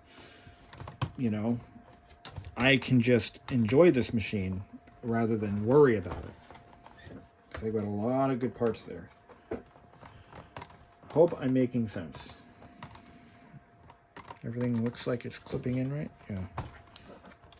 Let's close this. I have to kind of manipulate the front edge. There we go. Okay. Okay, good. I'm going to clip the screen shut. I'm going to once again check for any cracks or anything I missed, because now's the time to fix that. We can fix cracks now. Now that we have things like soldering irons that are modified for... Oh, what the hell is... Oh, hold on. We have soldering irons that are modified to melt plastic. They're called plastic welding. We can fix things now that we couldn't fix before. You know, we can rebuild entire hinge mounts if we need to. We can do that. We have that technology. We didn't have that 25 years ago. If we did, it wasn't in the hands of the average consumer. So that's actually quite nice. We can do that. All right. Okay. Oh, there's my screwdriver. I left it on the desk. This is so satisfying that we can finally call this one done. Until it blows up again. Because it will. Oh, it will. But that's why we got to be prepared. Don't over tighten. Don't under tighten. There's a fine balance there. Gotta be careful. We're not going to likely find another one in this condition again. Like, this is it. Like Michael Jackson's last performance, this is it. Anyway, why did I drag him into this? Ugh. Now, the Energy Plus rebuild battery that I have is actually holding a charge. Like, it literally will hold the charge for maybe 10 minutes. It's better than nothing. Okay, now we go to the final cleaning phase. It's all about cleanliness here. The detail phase, if you will. But look at that.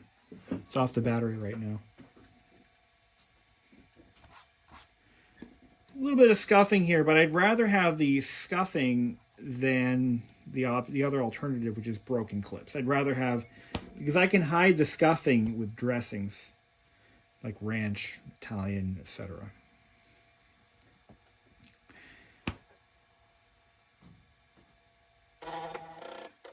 Oh, I almost forgot. Hold on. Where's our clip-on trackball? I had one good one and one parts one. And the good one, I'll clean my bench off, get all this stuff out of here. Is the good one or the good one or the parts one? That's the parts one. A good one.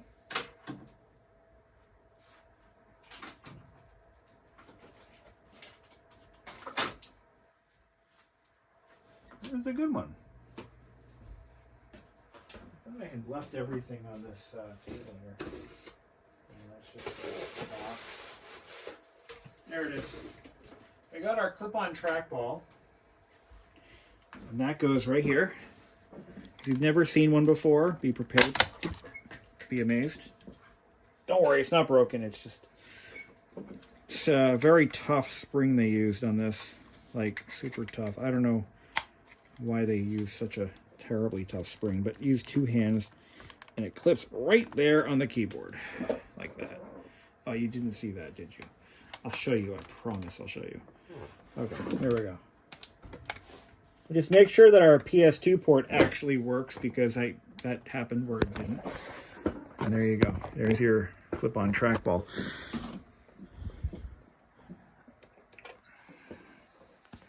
Now, this was a big deal because in 1993, many laptop manufacturers have yet to include a tracking device of any kind.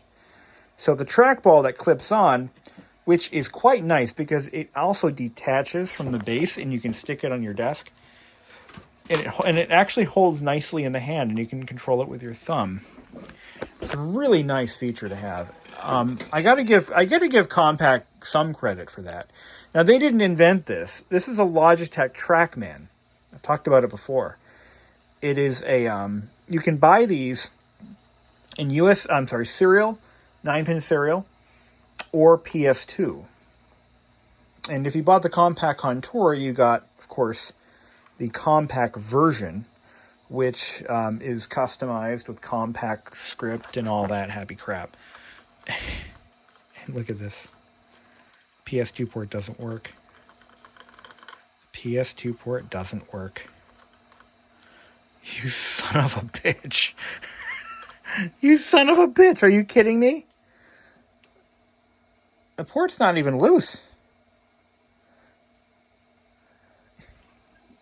No way. It doesn't work. You've got to be shitting me. After all this, the PS2 port doesn't work. Oh. It's not even broken off either. That's the thing that gets me. It's not even broken off. Let's try restarting it. I can't believe that. No, you got to be shitting me. Let's go into F10 setup and see if maybe it's turned off. I don't know. I mean, it's plugged in, right? All the way? Yeah? Okay. F10 setup. You've got to. The hard drive, it's fine. Oh, didn't get into it, huh? Okay. I can't see that. I'll have to go back in the video and see. You've got to be joking, right? You're punking me. Like Ashton Kutcher is going to burst through that door and say, punk! Oh, good, it works. Okay. All right, now that we know that there might be a problem with that port, we want to wiggle that port a little bit and see. Yeah, okay. Okay. There is a problem with the port. Yeah.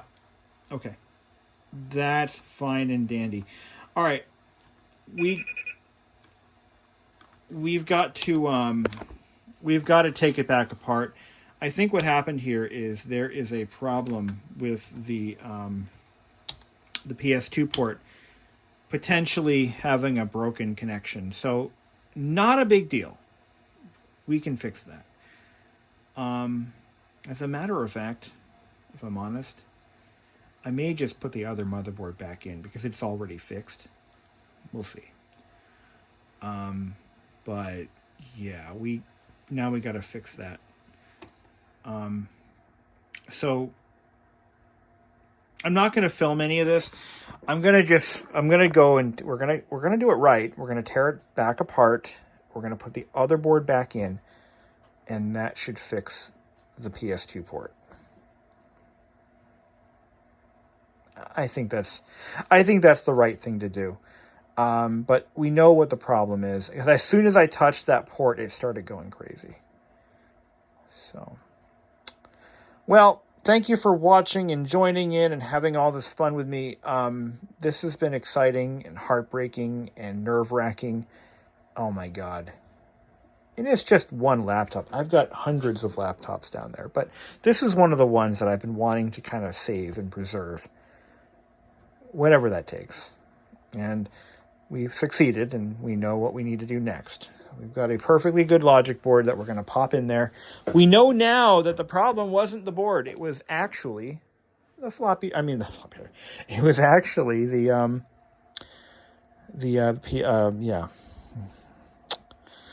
So what I've got to do, so with that one, I'm going to have to do the same surgery I performed on this, and that was to remove the port completely, clean the contacts, clean the pads, and then unless I may be able to get my soldering iron tip in there and reflow those joints. But now I'm curious if this board is really bad or if it's not the board at all. It could be something completely, entirely different. But now's the time to figure this shit out, because if we don't do it, who will?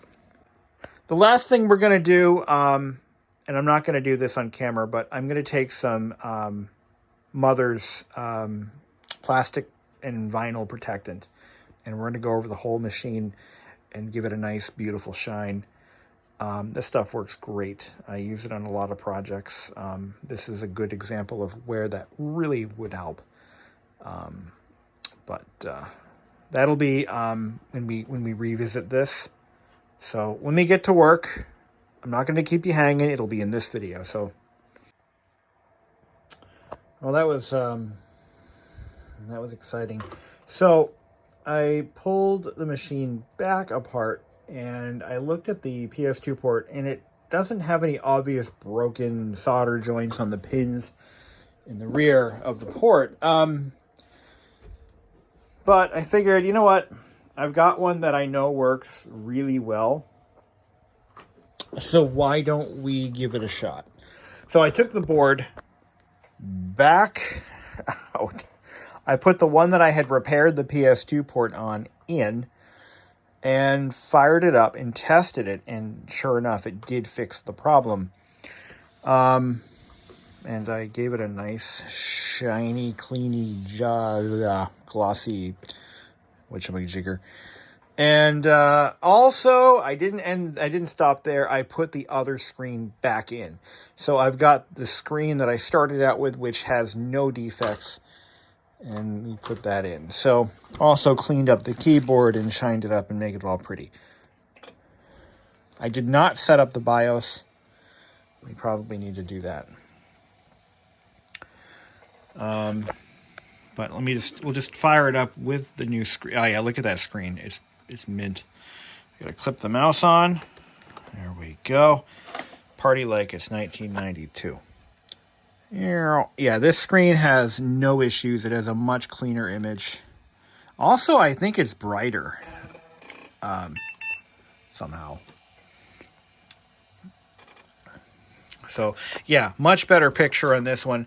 Same screen. They're both sharp screens. And like I said, I do suspect lower miles, less hours on this machine that I bought off of eBay. But that screen, if that's any indication, I could be wrong. So why don't we arrange? Why is it not arranging? Tile. There we go. So I think we're done. Everything is all sorted out. This machine is completely sorted through. It looks brand new. Look at that keyboard with the pebble grain on every key, nice and uniform, nice and clean, except for a little bit of wear in the space bar.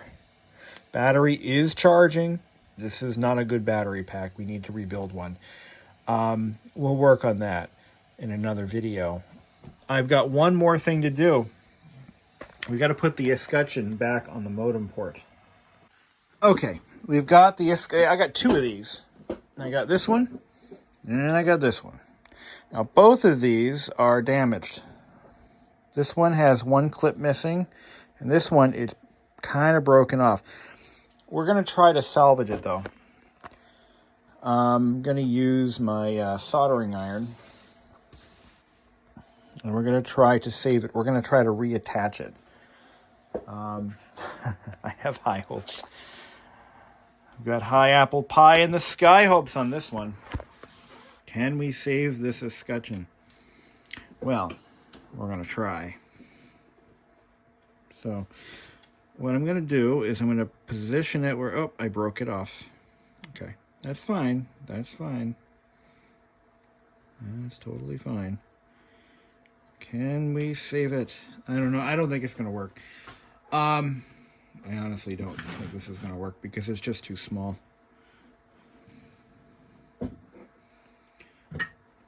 see what we can do. By the way, you should never do this because breathing in ABS fumes is not good.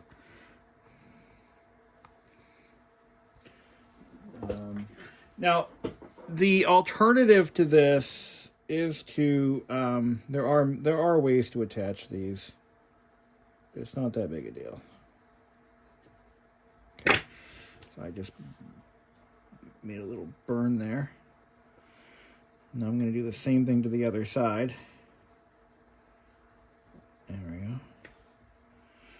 Unfortunately, the clip melted on at the wrong freaking angle. So, all right, I broke it off again. Okay, good. We're still in the clear. All right, let's just kind of tack it there, tack it there.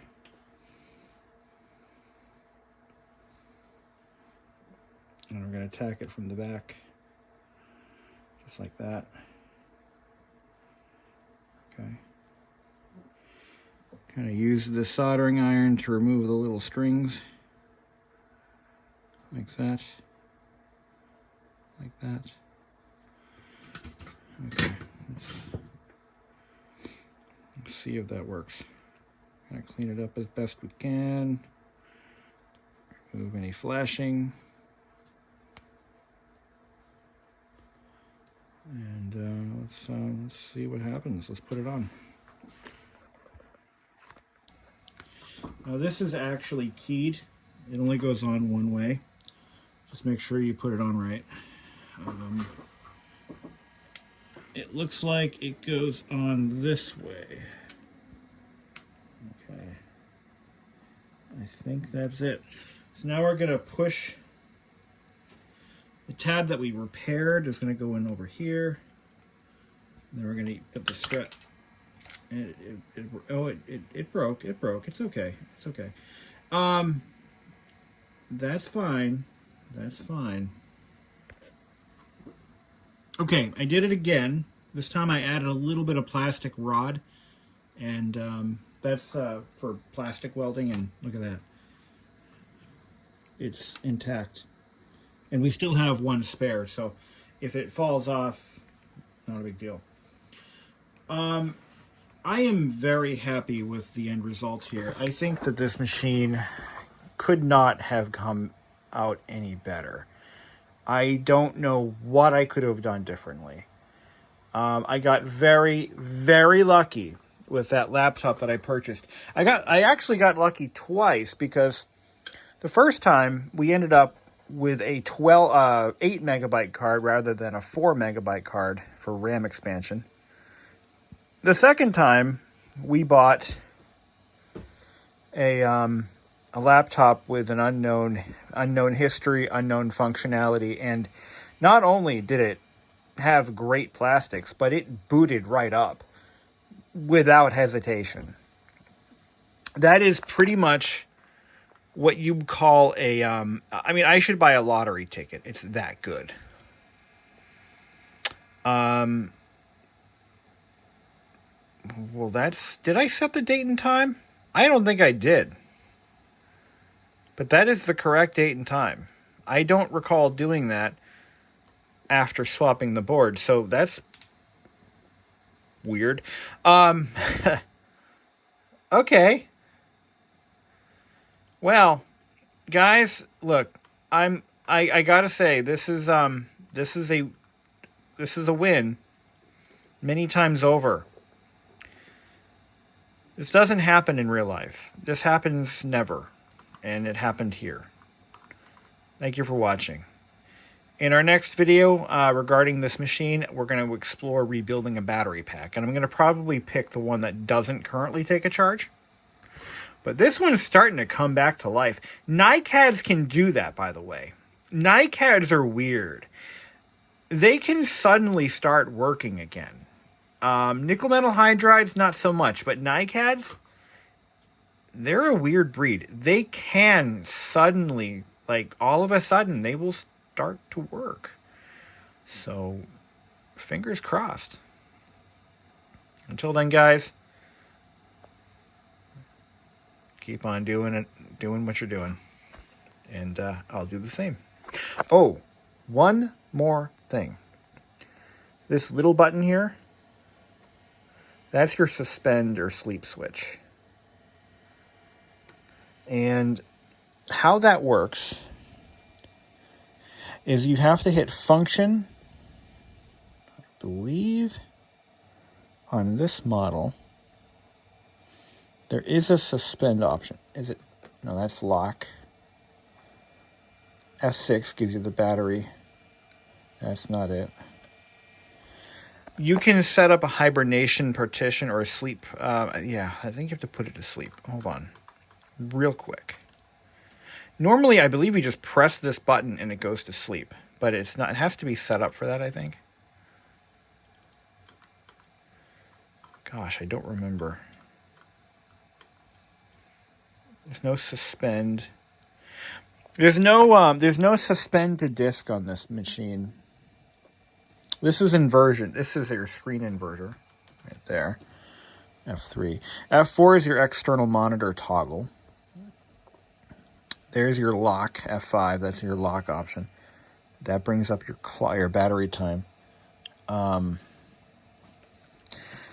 Yeah, if you press this doesn't have like soft power. So let's just quickly, while we're on the subject, let's take a look in our BIOS options and see if there's a way to turn that on.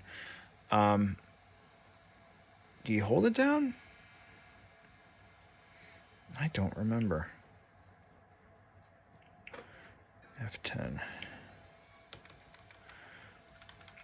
I think it has to be enabled somehow, and I don't remember how that's done. Oh, and real quick, if you have on this laptop, if you've got a BIOS key or a startup lock code or whatever, and you forget the password or the code, you can reset these by pulling the battery. That is totally an option you have with this machine. So, let's see here. Power conservation here, password control. You can just pull the battery, and that's all you got to do. And yeah, internal display options, extended text, normal text. Numlock, you don't want that turned on because that'll change the function of all of your keys. Escape, cancel. F3. Yeah, I don't remember how that sleep-wake function worked. I think you just press this button. I thought that's how you did it, but it doesn't seem to be doing anything, so. That's your suspend to memory. And that only works if you have power. So if you pull the power, it'll fail to start correctly. You'll have all sorts of problems. But that used to be I thought that's how you do it. Well, anyway, that's it for now. I'm done. Enjoy. Oh, I know what I meant to say. There is no sleep switch on this, so the screen stays on even with the lid closed. So there's no another cost-saving measure. Yeah, this thing was cost cut to death, and that's one of the features it doesn't have. So there's no sleep pin or anything like that. Usually laptops have something to indicate the screen is shut. Even this T3200SX has that, and it's about 3-4 years older than this. So yeah, nice try. One more thing. The suspend button. It only works when you're on battery power. Let me demonstrate. So we have a battery here that seems to be interested in taking a charge for some reason. So I'm going to put it on battery now, and here we go. I unplugged the wrong cable. No, I unplugged the right one. There we go. Now it's on suspend to RAM. So that'll keep blinking until the battery dies, at which point you better find a plug. Otherwise you'll lose your shit. In more ways than one. Well, that's it for now, for real. I can't leave this thing open. Kitties will get to it. I lubricated, by the way, this little clip here so it doesn't pop off. But yeah, for whatever reason, Compaq didn't think people deserved the ability to suspend to RAM while they were plugged into a power brick. So, shame on them. We're going to call it a night, and maybe in a live video soon we'll load this sucker up with as much crap as I can put in it. And that'll be that. Okie dokie.